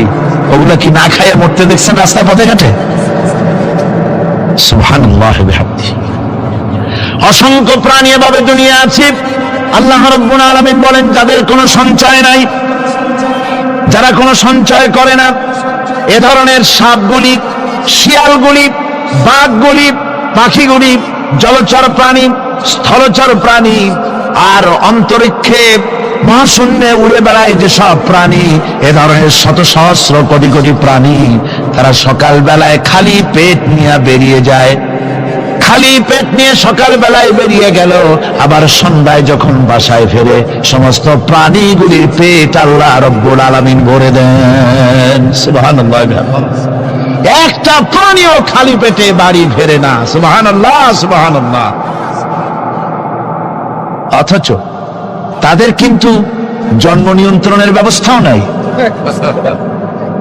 জঙ্গলে যত প্রাণী আছে তারা কি কোনদিন মিছিল করে এসে বলেছে বাংলাদেশ সরকার আমাদের জঙ্গলের মধ্যে কোনো খোঁজ খবর তা আপনারা রাখেন না, এখানে বাচ্চা কাচ্চা বেশি হইতেছে আর খাওয়াইতে পারি না, এবার কিছু পরিবার পরিকল্পনার ওষুধপত্র পাঠান? কোনদিন বলেছে? বলে নাই, বলবেও না। কে খাওয়ায়? আল্লাহ পাক খাওয়া, আল্লাহ পাক খাওয়া। সুতরাং আল্লাহ রাব্বুল আলামিন রিজকের মালিক, একথা বিশ্বাস করতে হবে। সেই বিশ্বাসের অর্থ এই নয় যে আপনি চুপ করে বসে থাকবেন আর ফেরেশতারা রান্না করে আপনারে রূপসান দামাজ খাওয়াই দিয়ে যাবে, এরকম না। বিশ্বাস করতে হবে, কাজ করতে হবে, এর ফলে আল্লাহ রাব্বুল আলামিন রিজকের ব্যবস্থা করবেন।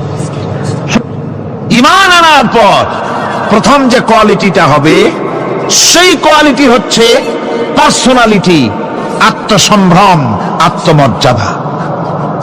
দুনিয়ায় কারোর সামনে মাথা সে নত করবে না, মাথা নত করবে কেবলমাত্র আল্লাহর কাছে। সে বিশ্বাস করবে খাইরিহি ওয়া শাররিহি, মিনাল্লাহি তাআলা। ভালো মন্দ সব কার কাছ থেকে হয়? আল্লাহর কাছ থেকে হয়। সে কিছুতেই বিশ্বাস করবে না যে কোনো মাজারের কাছে গেলে, কবরের কাছে গেলে আমার তকদির পাল্টে যাবে। কোন মুমিন তা বিশ্বাস করবে না। কথা বুঝতে পেরেছেন? ভালো করার মন্দ করার সবটা মালিক আল্লাহ সুবহানাহু ওয়া তাআলা। এরপরে 2 নম্বরের যে কোয়ালিটি সৃষ্টি হবে মুমিনের মধ্যে ঈমান আনার পর, সে গুণটা হচ্ছে সে বিনয়ী হবে। বিনয়, বিনম্রতা আর এক বৈশিষ্ট্য হবে। বিনয় এবং বিনম্রতার বৈশিষ্ট্য হবে। তার কারণ হচ্ছে ঈমান আনার পরে সে জানতে পেরেছে আল্লাহ রাব্বুল আলামিনের কর্তৃত্ব থেকে বেরিয়ে আসার ক্ষমতা কারো নাই। অহংকার করে যাব কোথায়? আস্ফালন করে যাব কোথায়?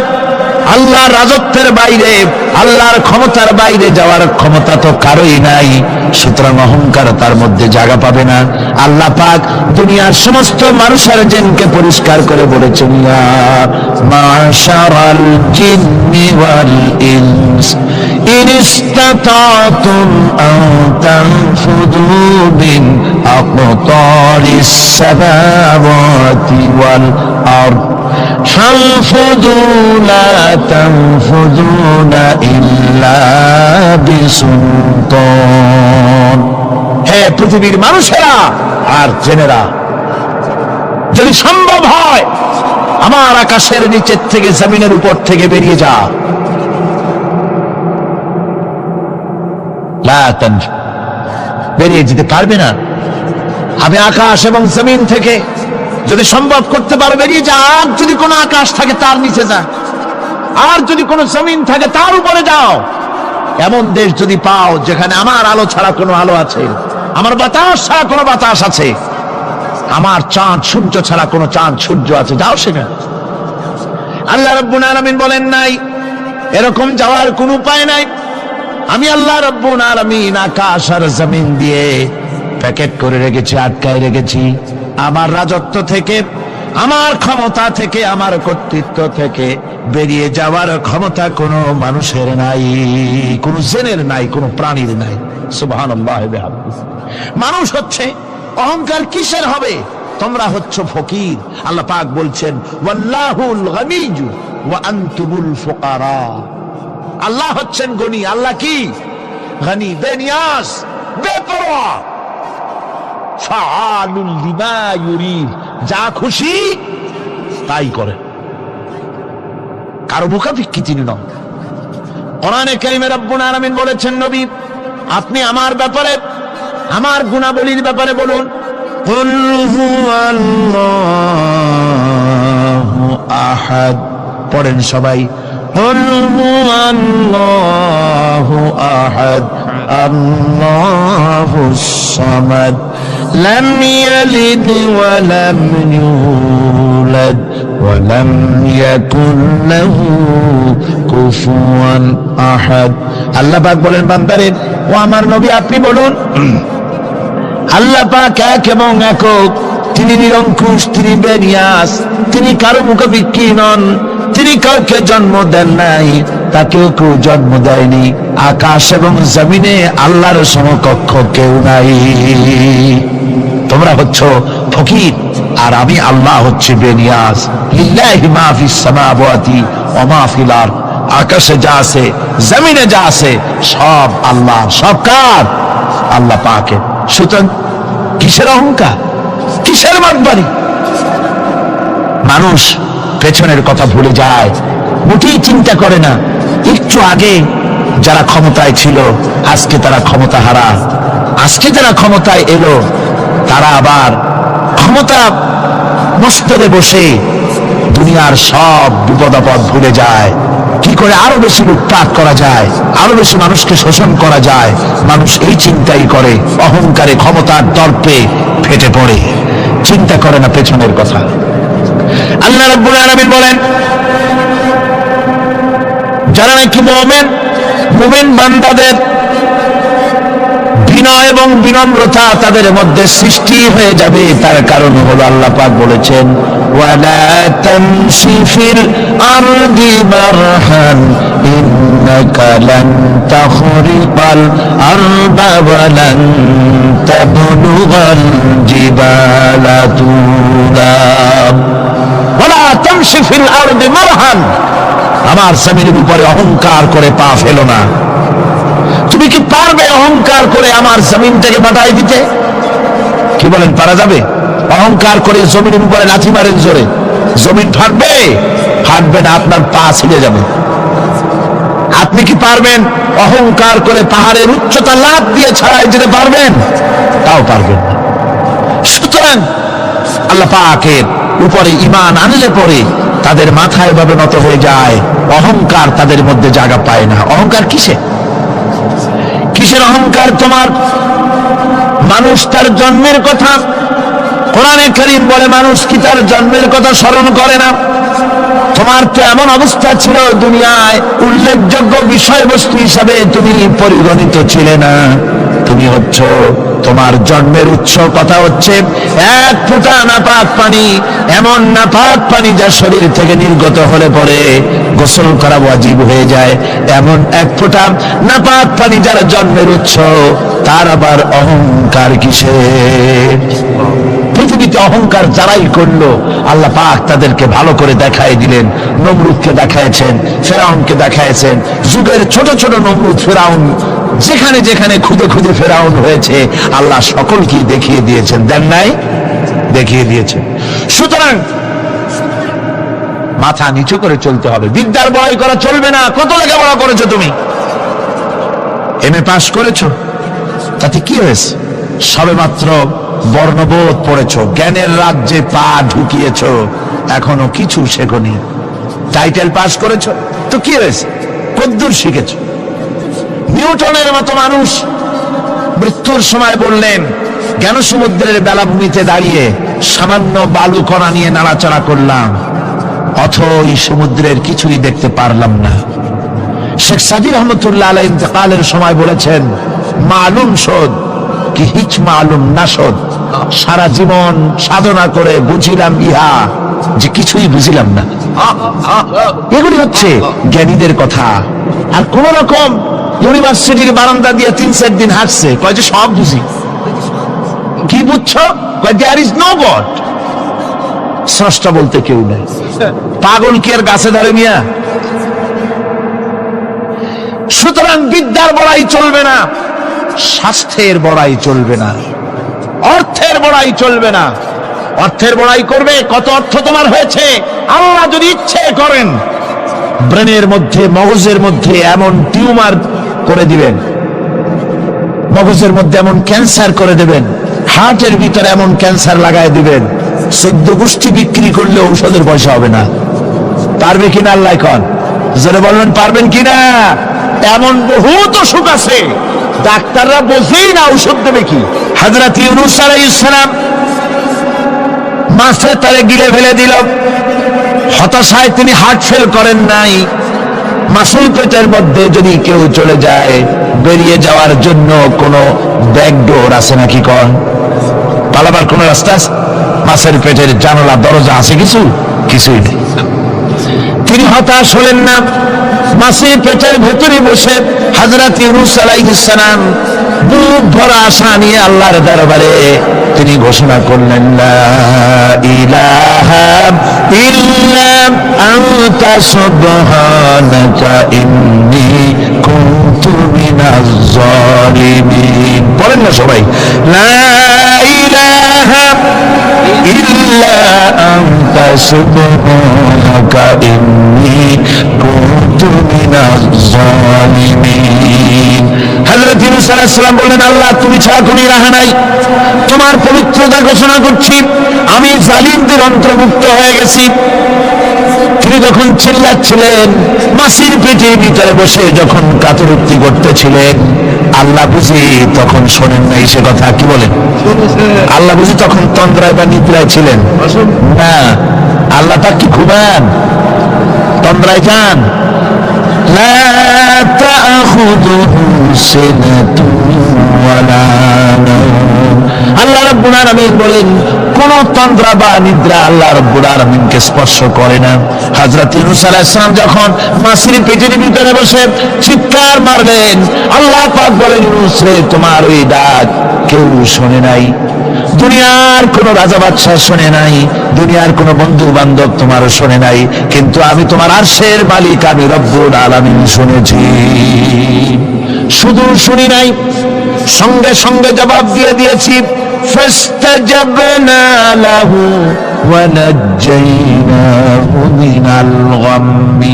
পড়েন, ফাস্তাজাবনা লাহু ওয়া নাজ্জাইনাহু মিনাল গাম্মি ওয়া কাযালিকা নুজিল মুমিনিন। আল্লাহ পাক বলেন, আমি জবাব দিলাম। মাছের পেটের ভিতরে বেদনা শুরু হয়ে গেল, মাছ আর তলদেশে শুয়ে থাকতে পারলো না, সাঁতরাতে পারলো না, মাছ ভেসে উঠল উপরে। পেটের যন্ত্রণায় মাছ কিনারায় চলে এসে বমি করে দিতে পারলে যেন বাঁচি, এই অবস্থা মাছের হলো। কিনারায় চলে এলো, বমি করে ইউনূস আলাইহিস সালামকে ফেলে দিল, মাছও বাঁচলো, ইউনূস আলাইহিস সালামও বাঁচলো। আল্লাহ রাব্বুল আলামিন বলেন, মুমিনেরা শোনো, শুধু ইউনূসকে নয়, ওয়া কাযালিকা নুজিল মুমিনিন। এইভাবে করে মুমিন বান্দারা যদি আমাকে ডাকে, আমার কাছে যদি হাত ফায়লায়, আমি আল্লাহ রব্বুল আলামিন মুমিনদের এভাবে বিপদ মুক্ত করে দেই। আল্লাহ পাক বিপদ মুক্ত করে দেন। ওয়া মান ইয়াত্তাকিল্লাহা ইয়াজআল লাহু মাখরাজা। আল্লাহকে যে ভয় করে, আল্লাহ তার জন্য রাস্তা খুলে দেন। যেরকম সুবহানাল্লাহ। দেখেন, ইউসুফ আলাইহিস সালাম, জুলাইখা তাকে আটকায় ফেলেছে ঘরের মধ্যে, তালা দেওয়া, খিল দেওয়া, সিটকানি মারা, পালাবার পথ নাই, চতুর্দিকে উলঙ্গ নগ্ন চিত্র। আর এই সুন্দরী যুবতী নারী জুলাইখা তার প্রেম নিবেদন করেছে হযরত ইউসুফের কাছে।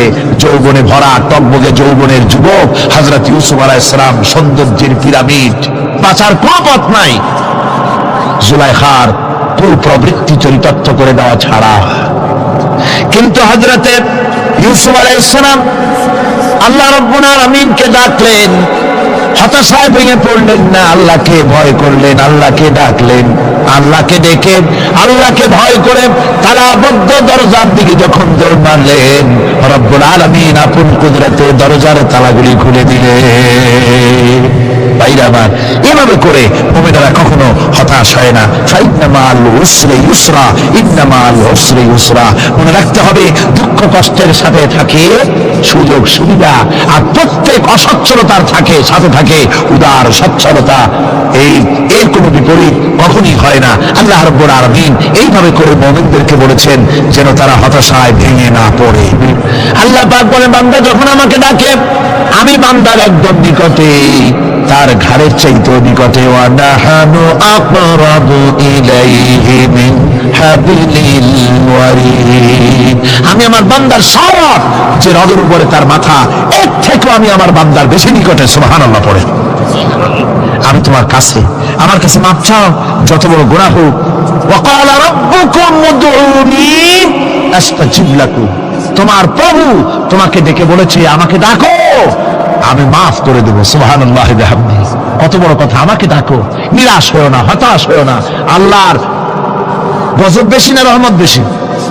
আল্লাহর রহমত বেশি। হাদিসে কুদসির ভিতরে এসেছে, আল্লাহ পাক বলেছেন, কোন বান্দা যদি আমার দিকে এক বিগত অগ্রসর হয়, আমার রহমত তার দিকে এক হাত এগিয়ে যায়। কোন বান্দা যদি আমার দিকে হেঁটে আসে, আমার রহমত তার দিকে দৌড়ে যায়। বান্দা যখন আল্লাহর দরবারে দুয়া তুচো করে চোখের পানি ফেলে দেয়, মুসলিম শরীফের হাদিসের ভিতরে এসেছে, গভীর রাতের তৃতীয় অংশে আল্লাহ রাব্বুল আলামিন প্রথম আকাশে আসেন আর ডেকে বলেন, পৃথিবীতে আছো নাকি কেউ গুনাহ করে জীবন বরবাদ করে দিয়েছো, আমার কাছে মাপ চাও। ঋণগ্রস্ত আছো, অসুস্থ আছো, অপমানিত আছো, কে আছো মাজলুম, আমাকে ডাকো, আমার কাছে বলো, আমি ডাকের সাড়া দেব, জীবনের আশা পূরণ করে দেব। ওই সময় যেই সমস্ত লোকেরা কান্দে তাহাজ্জুদের নামাজ পড়ে, আল্লাহ জিজ্ঞেস করেন ফেরেশতারা, অমুক অমুক দেশ অমুক অমুক বান্দারা কান্দে কেন? ফেরেশতারা বলে, রব্বুল আলামিন তুমি তো ভালো করে জানো। আল্লাহ বলেন, জানি, তবু তোমাদের মুখে শুনতে চাই। তারা বলে রব্বুল আলামিন তোমার এই বান্দা গুনাহ করেছে, গুনার জন্য মাপ চায়, জাহান্নাম থেকে বাঁচতে চায়। আল্লাহ পাক বলেন ফেরেশতারা আমার এই বান্দারা আমারে দেখেছে নাকি? বলে দেখে নাই। বলে আমার দোজখ দেখেছে নাকি? বলে না, তাও দেখে নাই। আমার বেহেশত দেখেছে নাকি? বলে না, তাও দেখে নাই। আল্লাহ পাক বলেন ফেরেশতারা সাক্ষী থাকো, ওরা আমাকে দেখে নাই, আমার বেহেশত দোজখ কিছুই দেখে নাই, শুধুমাত্র আমার নবীর কথা, আমার কোরআনের কথা বিশ্বাস করে আরবের ঘুমকে হারাম করে যেভাবে তারা কাঁদতেছে, সাক্ষী থেকে যাও ফেরেশতারা, আবার রহমতের দরিয়ায় জোশ মেরেছে আমার ওই ক্রন্দনরত বান্দাগুলিকে আমি আল্লাহ মাফ করে দিলাম। সুতরাং মুমিন বান্দা যারা, আল্লাহর মুমিন বান্দা যারা, এই ইমানের কোয়ালিটি এটাও হতাশায় নিরাশায় ভেঙে পড়বে না। গুনাহ তো মানুষই করে, গুনাহ হয়ে গেছে মাপ চাও। তোমার গুনাহ কদ্দুর? তোমার গুনাহ যদি হয় পাহাড় সমান, আল্লাহর রহমত আকাশ সমান। জাহান্নামের কঠিন শাস্তি থেকে বাঁচতে হলে আল্লাহর প্রতি ঈমান আনতে হবে। আর ঈমান আনলে যে কোয়ালিটিগুলি হওয়া উচিত সেগুলি আমি আপনাদের সামনে আলোচনা করছি। এরপর আরেকটি কোয়ালিটি হবে মুমিনের, তা হলো কঠোর কঠিন বিপদে অবিচল থাকবে, বিপদে ভেঙে পড়বে না। বিপদ আপদ, শত্রুতা, ক্ষয় ক্ষতি যা কিছু হয় সবই আল্লাহর পক্ষ থেকে, এটা মেনে নিতে হবে এবং ধৈর্য ধারণ করতে হবে। বিপদ মুসিবত শুধু উম্মতের জন্য নয়, দুনিয়ার সমস্ত নবীদের বিপদ এসেছে, হয় নাই? নবীদের বিপদ আসে নাই? কোরআনে কারীম থেকে শুনুন, আল্লাহ রাব্বুল আলামিন বলেন وَكَذَلِكَ جَعَلْنَا لِكُلِّ نَبِيٍّ عَدُوًّا مِنَ الْمُجْرِمِينَ। আল্লাহ পাক বলেন এমনি করে আমি সকল নবীদের শত্রু বানিয়ে দিয়েছি সব পাপিষ্ঠ আর অপরাধ প্রবণ লোকদেরকে। প্রত্যেক যুগে নবীদের শত্রু ছিল, প্রত্যেক যুগে নবীদের কি ছিল? শত্রু ছিল। সে শত্রু কারা ছিল? আল্লাহ পাক বলছেন নবীদের শত্রু ছিল পাপিষ্ঠ আর অপরাধ প্রবণ লোক, এরাই ছিল নবীদের দুশমন। রাসূলগণের অবস্থা যদি এই হয়, তাহলে তার উম্মত, ওই দিনের ধারক বাহক যারা, তাদের বুঝি বিপদ আপদ হবে না? নাকি হবে কিনা? তো ইসলামের বিরোধিতা যারা করে, কোরআনের পরিভাষায় বলা হয়েছে ইসলামের দুশমন, নবীদের দুশমন। দুনিয়ার সব পাপিষ্ঠ আর অপরাধ প্রবণ লোকেরাই ইসলামের দুশমন হয়, নবীদের দুশমন হয়। আজও দেখেন, আজও তাকিয়ে দেখেন, ইসলামী আন্দোলনের বিরোধিতা যারা করে তারা পাপিষ্ঠ চরিত্রের কিনা, তাকায় দেখেন, খুঁজে দেখেন, সর্বত্র খুঁজে দেখুন, খুঁজে দেখুন। যারা ইসলামী আন্দোলনের বিরোধিতা করে, যারা ইসলামকে মিটিয়ে দেওয়ার চেষ্টা করতেছে, যারা ইসলামকে মৌলবাদ বলে, ইসলামকে সাম্প্রদায়িক বলে, কোরআনে কারীমের কথা কত স্পষ্ট যে নবীদের দুশমন হয়, ইসলামের দুশমন হয় মুজরিম লোকেরা, অপরাধ প্রবণ আর পাপিষ্ঠ লোকেরা। আজও আমরা দেখতে পাই এই শ্রেণীর লোকেরা পাপিষ্ঠ এবং সবচাইতে সমাজের নিকৃষ্ট ধরনের চরিত্রহীন লোক। নামাজ নাই। আপনি খুঁজে দেখেন ইসলামী আন্দোলনের বিরোধিতা যারা করছে, যারা নেতৃত্ব দিচ্ছে, নামাজ নাই, রোজা নাই, চরিত্র নাই, হজ নাই, যাকাত নাই, মদ, জুয়া, জেনা, ব্যভিচার ইত্যাদিতে লিপ্ত। চেহারা দেখলে ছেলেপেলেরা 2 গ্লাস পানি খায়, ভর ছোটে। কথা ঠিক কিনা কর? এই হলো অবস্থা। মারে কেন? মুমিনদেরকে, পয়গম্বরদেরকে, সাহাবীদেরকে এবং ঈমানদারদেরকে মারে কেন? তার কারণ হচ্ছে আল্লাহ রাব্বুল আলামিন বলেছেন ওয়ামা নাকামু মিনহুম ইল্লা আইয়ুমিনু বিল্লাহিল আজিজিল হামিদ। কাফিররা ঈমানদার লোকদেরকে অন্য কোন অপরাধী নির্যাতন চালায় না, নির্যাতন চালায় শুধু এই কারণে যেহেতু মুমিন লোকেরা পরাক্রমশালী, আল্লাহ রাব্বুল আলামিনের দ্বীনকে কায়েম করতে চায়, তার উপরে ঈমান এনেছে, এই কারণেই তারা মারে। ঠিক কিনা কর?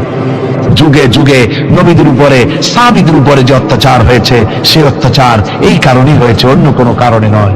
এই কঠিন বিপদে অবিচলতা এবং ধৈর্যের দৃষ্টান্ত নবীগণ পেশ করেছেন পৃথিবীর বুকে। আমরা দেখেছি ইব্রাহিম আলাইহিস সালামকে আগুনে ফালানো হয়েছে, আছে না কোরআন শরীফে? আমি কিন্তু গল্প করতেছি না, সব কোরআনের কথা। কিসের কথা? ইব্রাহিম আলাইহিস সালামকে আগুনে ফালানো হচ্ছে। অপরাধ কি? অপরাধ হচ্ছে হযরত ইব্রাহিম আলাইহিস সালাম দাওয়াত দিয়েছেন লা ইলাহা ইল্লাল্লাহ, জোরে পড়েন লা ইলাহা ইল্লাল্লাহ, লা ইলাহা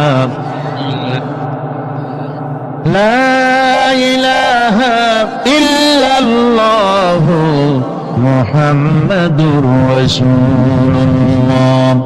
হযরত ইব্রাহিম আলাইহিস সালাম দ্বীনের দাওয়াত দিয়েছেন, এক আল্লাহর দাওয়াত দিয়েছেন, ঈমানের দাওয়াত দিয়েছেন। আর কোন অপরাধ ছিল না, নমরুদ সহ্য করতে পারল না। কোরআনে কারীমের মধ্যে সব কথাগুলি আল্লাহ পাক এই জন্য বিধৃত করেছেন, এই জন্য কোরআনে কারীমের মধ্যে সব কথা উঠায় দিয়েছেন, যাতে করে মুমিনেরা বিপদ আসলে পরে যেন ঘাবড়ে না যায়। ইব্রাহিম আলাইহিস সালামকে আগুনে ফেলানো হচ্ছে, ফেরেশতা বলছে ইব্রাহিম তোমারে আগুনে ফেলায় দেওয়া হতেছে, আমার কাছে সাহায্য চাও, আমার কাছে ক্ষমতা আছে, আগুনগুলো উঠাইয়া নমরুদের বংশ জ্বালায় দেব। হযরত ইব্রাহিম ফেরেশতার কাছে সাহায্য চাইছিলেন নাকি? তিনি বললেন ফেরেশতা তোমার কাছে সাহায্য কেন চাইব, আমি তো এমন কোন অন্ধ আল্লাহর ইবাদত করি না যেই অন্ধ স্রষ্টা তার গোলামের দুঃখ দুর্দশা না দেখেন, আমি তোমার কাছে সাহায্য চাইব না। হযরত ইব্রাহিম আলাইহিস সালাম পাশ করলেন। কি বলেন, পাশ করছেন না? ঈমানের পরীক্ষায় পাশ। আগুনের মধ্যে হযরত ইব্রাহিমকে যখন ফেলানো হচ্ছে, রব্বুল আলামিন আগুনের প্রতি নোটিশ করে দিলেন, ইয়া নারু কুনি বারদাও ওয়া সালামান আলা ইব্রাহিম। আগুন আমার ইব্রাহিমের জন্য শান্তিদায়ক, ঠান্ডা হয়ে যা। এখন কি আর আগুনের বাপের ক্ষমতা আছে ইব্রাহিমের পোড়ানো? আর ক্ষমতা নাই। আমার বন্ধুগণ, ইব্রাহিম আগুনের ভিতরে আরামে বসা আছেন, আর ওদিকে নমরুদ বসে বসে দেখতেছে দূর থেকে ইব্রাহিম তো জ্বলে না, গায়ের মধ্যে আগুন জ্বলে গেল। ডাক দিয়া কয়, আগুন তোর হলো কি? কেন জ্বালাইতে পারিস না আমার দুশমন রে? হলোটা কি তোর? তোর কি জ্বালানোর শক্তি বন্ধ হয়ে গেল নাকি? আগুনের ভিতর থেকে জবাব এলো, নমরুদ রে আমার ভিতরে জ্বালানোর শক্তি আছে কি নাই যদি প্রমাণ করতে চাও, টেস্ট করতে চাও, তুই নিজে আয়, তোরে শুদ্ধ তামাম দুনিয়া জ্বালাই দিতে পারি, ইব্রাহিমের এক গাছা পশমও জ্বালাইতে পারি না। তার কারণ হচ্ছে আমি হচ্ছি মাখলুক, আল্লাহ হচ্ছেন খালিক। আল্লাহ আমাকে বলেছেন না জ্বালাতে, তুমি 1000 বার বললেও আমি ইব্রাহিমকে জ্বালাইতে পারবো না।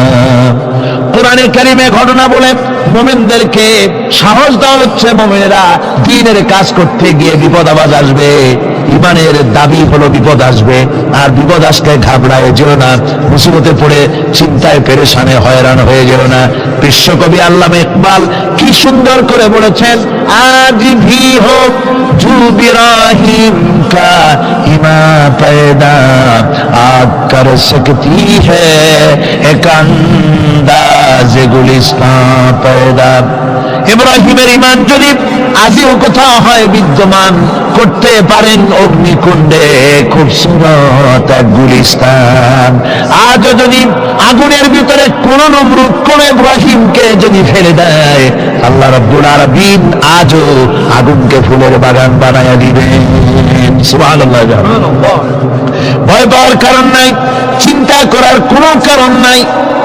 আমার বন্ধুগণ, হযরতে হুদ আলাইহিস সালামকে যখন সমাজের লোকেরা, রাষ্ট্রের লোকেরা ঘিরে ফেলে দিল, সমাজ শক্তি, রাষ্ট্র শক্তি যখন তাকে ঘিরে ফেলে দিল, ষড়যন্ত্রের পাহাড় তুলে দিল, তারে মেরে ফেলে দিবে, হযরত হুদ দেশ থেকে তা পালায় গেলেন না, ভয় পেলেন না। হযরতে হুদ আলাইহিস সালাম বললেন, কোরআনে কারীমে হযরত হুদের কথা কোট করা হলো, ফাকিদুনি জামিআন সুম্মা লা তুনজিরুন। সম্মিলিতভাবে ষড়যন্ত্র করো আমার বিরুদ্ধে, সবাই মিলে ষড়যন্ত্র করো, সুম্মা লা তুনজিরুন, আর আমাকে এতটুকু অবকাশ তোমরা দিও না। ইন্নী তাওয়াক্কালতু আলাল্লাহি রাব্বি ওয়া রাব্বিকুম আমি ভরসা করেছি সেই আল্লাহর উপরে যার কুদরতি হাতের ভেতরে, যিনি আমাদের রব তোমাদেরও রব, আর যার কুদরতি হাতের ভিতরে তামাম পৃথিবীর জানগুলি যার হাতে, সে আল্লাহর উপরে ভরসা করেছি। ষড়যন্ত্র যদ্দূর আছে করতে থাকো, আমি ষড়যন্ত্র পরোয়া করি না। সুবহানাল্লাহ। এটাই হলো মুমিনের কোয়ালিটি। শুধু ঈমান, লা ইলাহা ইল্লাল্লাহ মুহাম্মাদুর রাসূলুল্লাহ, গরুর গোশত খাই, আর রবিউল মাস আসতে পরে ইয়া নবী সালাম আলাইকা, ইয়া রাসূল সালাম আলাইকা, তারপরে গরম গরম জিলাপি আর রসগোল্লা খাইলাম খুব বেশি করে, এর নাম মুমিন নয়। মুমিন হচ্ছে তার চলায় ফেরায় ওঠায় বসায় সাহসিকতার এক আন্দাজ তৈরি হবে সে। আমার ভাইয়েরা, বিপদে অবিচলতা আমাদেরকে পয়গম্বরেরা শিক্ষা দান করেছেন। আমরা দেখতে পেয়েছি বিশ্বনবী জনাবে মুহাম্মদুর রাসূলুল্লাহ সাল্লাল্লাহু আলাইহি ওয়াসাল্লাম হিজরতের রাত, কাফেররা চতুর্দিকে দাঁড়ানো, হযরত জিবরাইল এসে বলেন, ইয়া রাসূলুল্লাহ, হে কাফেররা চতুর্দিকে ঘিরে দাঁড়িয়েছে, গভীর রাত, এখন হাতে তাদের তরবারি, সকাল হলে পরেই তারা আপনাকে মেরে ফেলে দিবে, তাড়াতাড়ি ওঠেন, মদিনার দিকে চলে যান। আল্লাহ নবী ঘুমের থেকে জেগে হযরত আলীকে ডেকে বলেন, আলী, আল্লাহ অর্ডার করেছেন আমি মদিনায় চললাম, আমার বিছানার পরে আমার চাদর গায়ে দিয়ে শুয়ে থাকো। হযরত আলী বলেন, আল্লাহর হাবিব, আপনার চাদর গায়ে দিয়ে ঘুমিয়ে থাকবো, সকালবেলায় কাফির বেঈমানেরা আপনার বিছানার পরে আপনার চাদর গায়ে দেওয়া অবস্থায় আমি আলীকে তারা মুহাম্মদ মনে করবে, আর আমি আলীকে নবী মনে করে তারা তাদের তরবারি দিয়া কেটে কেটে টুকরা টুকরা করে আমারে বিদায় করে দেবে দুনিয়া থেকে। এতটুকুনো পরোয়া করি না, বরং আমার দিলের মধ্যে এটাই তৃপ্তি থাকবে যে আমি আলীর জীবনের বিনিময় আল্লাহর হাবিব দুনিয়ায় বেঁচে আছেন। নবীজি ঘরের থেকে বেরোলেন, চতুর্দিকে কাফেররা দাঁড়ানো, আল্লাহর নবী হাতে এক মুষ্টি বালু হাতে নিয়ে শাহ হাতের বজু পরে তিনবার দান করে বালুগুলো ছেড়ে দিলেন। বালিগুলি ঘরের চতুর্দিকে কাফেরদের চোখে চলে গেল। পরবর্তী সময় রব্বুল আলামিন দেখে বলেন, নবীরে, বালি যখন নিক্ষেপ আপনি করেছিলেন ধুলাগুলি, আপনি তো শুধু নিক্ষেপ করেছিলেন, কিন্তু চতুর্দিকে কাফেরদের চোখে গেল কেমনে? একদিকে মেরেছিলেন, সেই দিকেই তো যাওয়ার কথা ছিল, চতুর্দিকের কাফেরের চোখে চোখে সেগুলো পৌঁছে গেল কেমনে?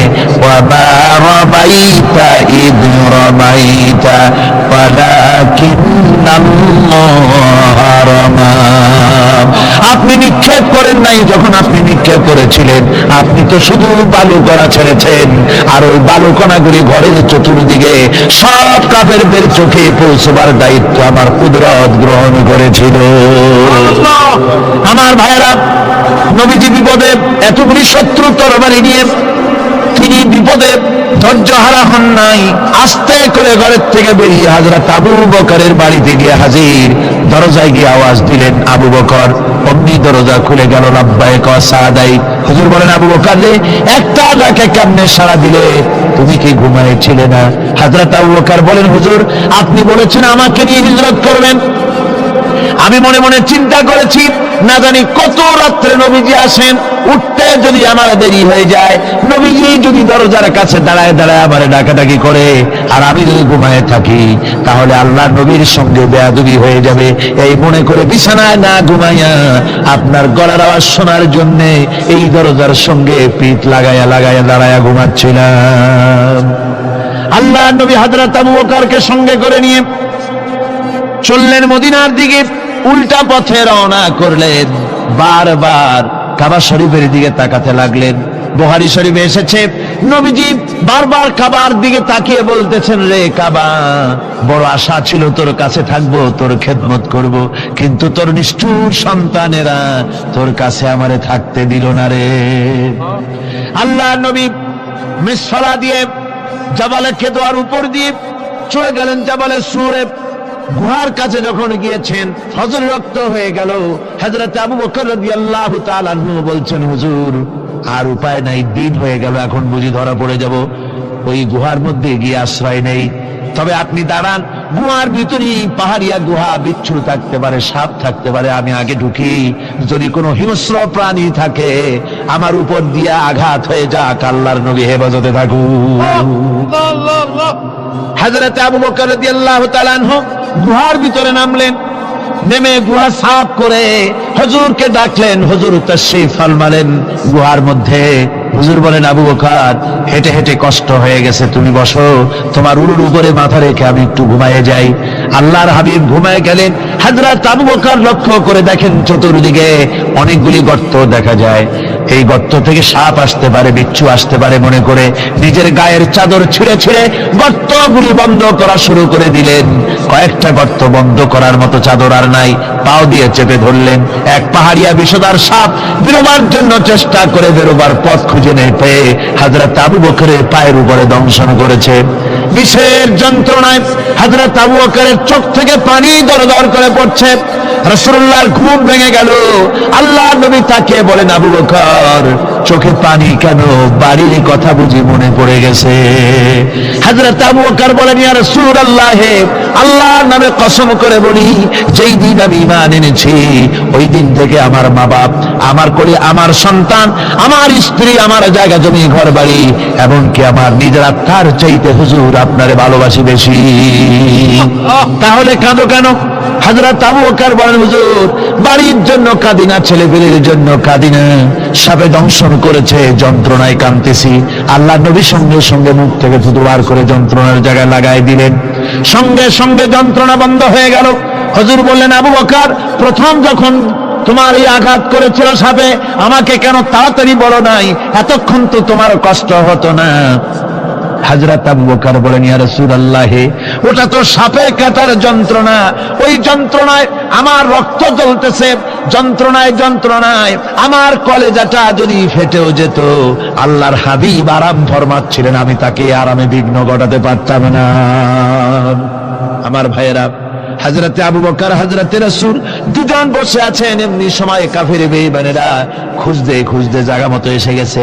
একজনে বলে ভিতরে আছে, আর একজনে বলে নাই। পায়ের যদি থাকবে তাহলে মাকড়সায় জাল বুনালো কি করে? পাখি ডিম পেড়ে বসে আছে কি করে? তাদের সন্দেহ হতে লাগলো। এর মধ্যে না একজন বলে আছে আর একজন বলে নাই। হযরত আবু বকর ভয়ের চোটে কেঁদে ফেলেছেন, হুজুর আর উপায় নাই। এই যে অবস্থা, এই অবস্থার ভিতরে, এই অবস্থার ভেতরেও আল্লাহ নবী এতটুকু ঘাবড়ে যান নাই। শত্রুরা তরবারি নিয়ে এসেছে, সুযোগ পেলেই একটু তাকালেই দেখতে পাবে, তুলে মেরে ফেলে দেবে। আল্লাহর হাবিব মোটেই ধৈর্য হারালেন না, এতটুকু হতাশ হলেন না। আল্লাহ পাকের হাবিব তার সাথীকে কি বললেন? তখন কোরআনে কারীম সূরা তাওবার মধ্যে আল্লাহ তা উদ্ধৃত করেছেন মুমিনদের জন্য, ইযহুমা ফিল গার ইয ইয়াকুলু লিসাহিবিহি লা তাহজান ইন্নাল্লাহা মা'ানা। ও আমার সাথী, ও বন্ধু, ভয় করো না, চিন্তা করো না, আমরা মাইনরিটি নই, আমরাই মেজরিটি। তার কারণ আল্লাহ আমাদের সাথে আছেন। সুবহানাল্লাহ, আল্লাহ আমাদের সাথে আছে। আর বন্ধুগণ, কোরআনে কারীমে রব্বুল আলামিন বলেন, فأنزل الله سكينته عليه وأيده بجنود لم تروها। আল্লাহ পাক তার মনের মধ্যে গভীর প্রশান্তি এবং স্বস্তি দান করলেন, আর এমন সৈন্য দিয়ে সাহায্য করলেন যে সৈন্যদেরকে তোমরা দেখতে পাও না।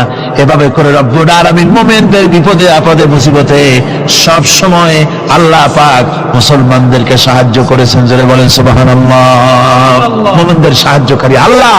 তাই ইসলামী আন্দোলনের সাথে যারা আছে, যারা কর্মী, যারা নেতা, যারা মুমিন, যারা ঈমানদার, মেঘের মতো প্রচন্ড কালো মেঘ হয়ে চতুর্দিক থেকে অন্ধকারের মতো সে এসেছে বিপদ, কোন বিপদ না। আল্লাহ পাক সাহায্যকারী। কে সাহায্যকারী? যারা বলেন সাহায্যকারী কে? আল্লাহ সুবহানাহু ওয়া তাআলা, তিনি সাহায্যকারী, ভয় নাই। আল্লাহ পাকের উপর ঈমান আনলে পরে কলিজার ভিতরে দুর্জয় সাহসের সৃষ্টি হয়ে যায়, কোনো ভয় অন্তঃকরণে তার থাকে না। আল্লাহ পাক সাহায্য করেন। আর আল্লাহর উপরে ঈমান আনলে পরে রব্বুল আলামিন বলেছেন, ইয়া আইয়ুহাল্লাযীনা আমানু হাল আদুল্লুকুম আলা তিজারাতিন তুনজিকুম মিন আযাবিন আলীম, এমন একটা ব্যবসার কথা কি বলবো না যে ব্যবসায় তোমাদেরকে জাহান্নামের আযাব থেকে বাঁচায় দেবে। তার প্রথম কাজই হলো আল্লাহর প্রতি ঈমান আনা। ঈমান আনলে পরে এই সমস্ত গুণ তৈরি হয়ে যায়।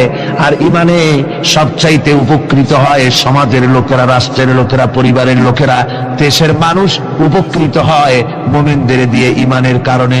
তার কারণ হলো একজন মুমিন, একজন ব্যক্তি যখন ঈমানদার হয়, মুমিন হয়ে যায়, আল্লাহর প্রতি যখন প্রগাঢ় বিশ্বাস তার এসে যায়, তখন সেই ব্যক্তি নৈতিকতার মান তার বেড়ে যায়। জোরে বলেন সুবহানাল্লাহ। নৈতিক চরিত্রের উপরে সে প্রতিষ্ঠিত হয়, সে মিথ্যা বলতে সাহস পায় না। মুমিন ব্যক্তি মিথ্যা বলতে সাহস পায়? পায় না। কেন পায় না?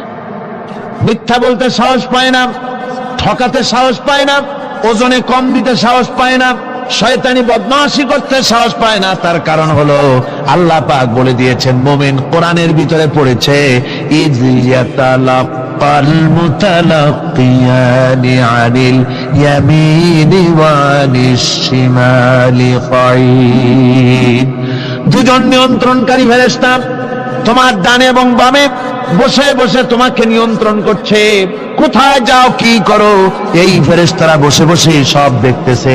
মা ইয়ালফিযু মিন কাওলিন ইল্লা লাদাইহি রাকীবুন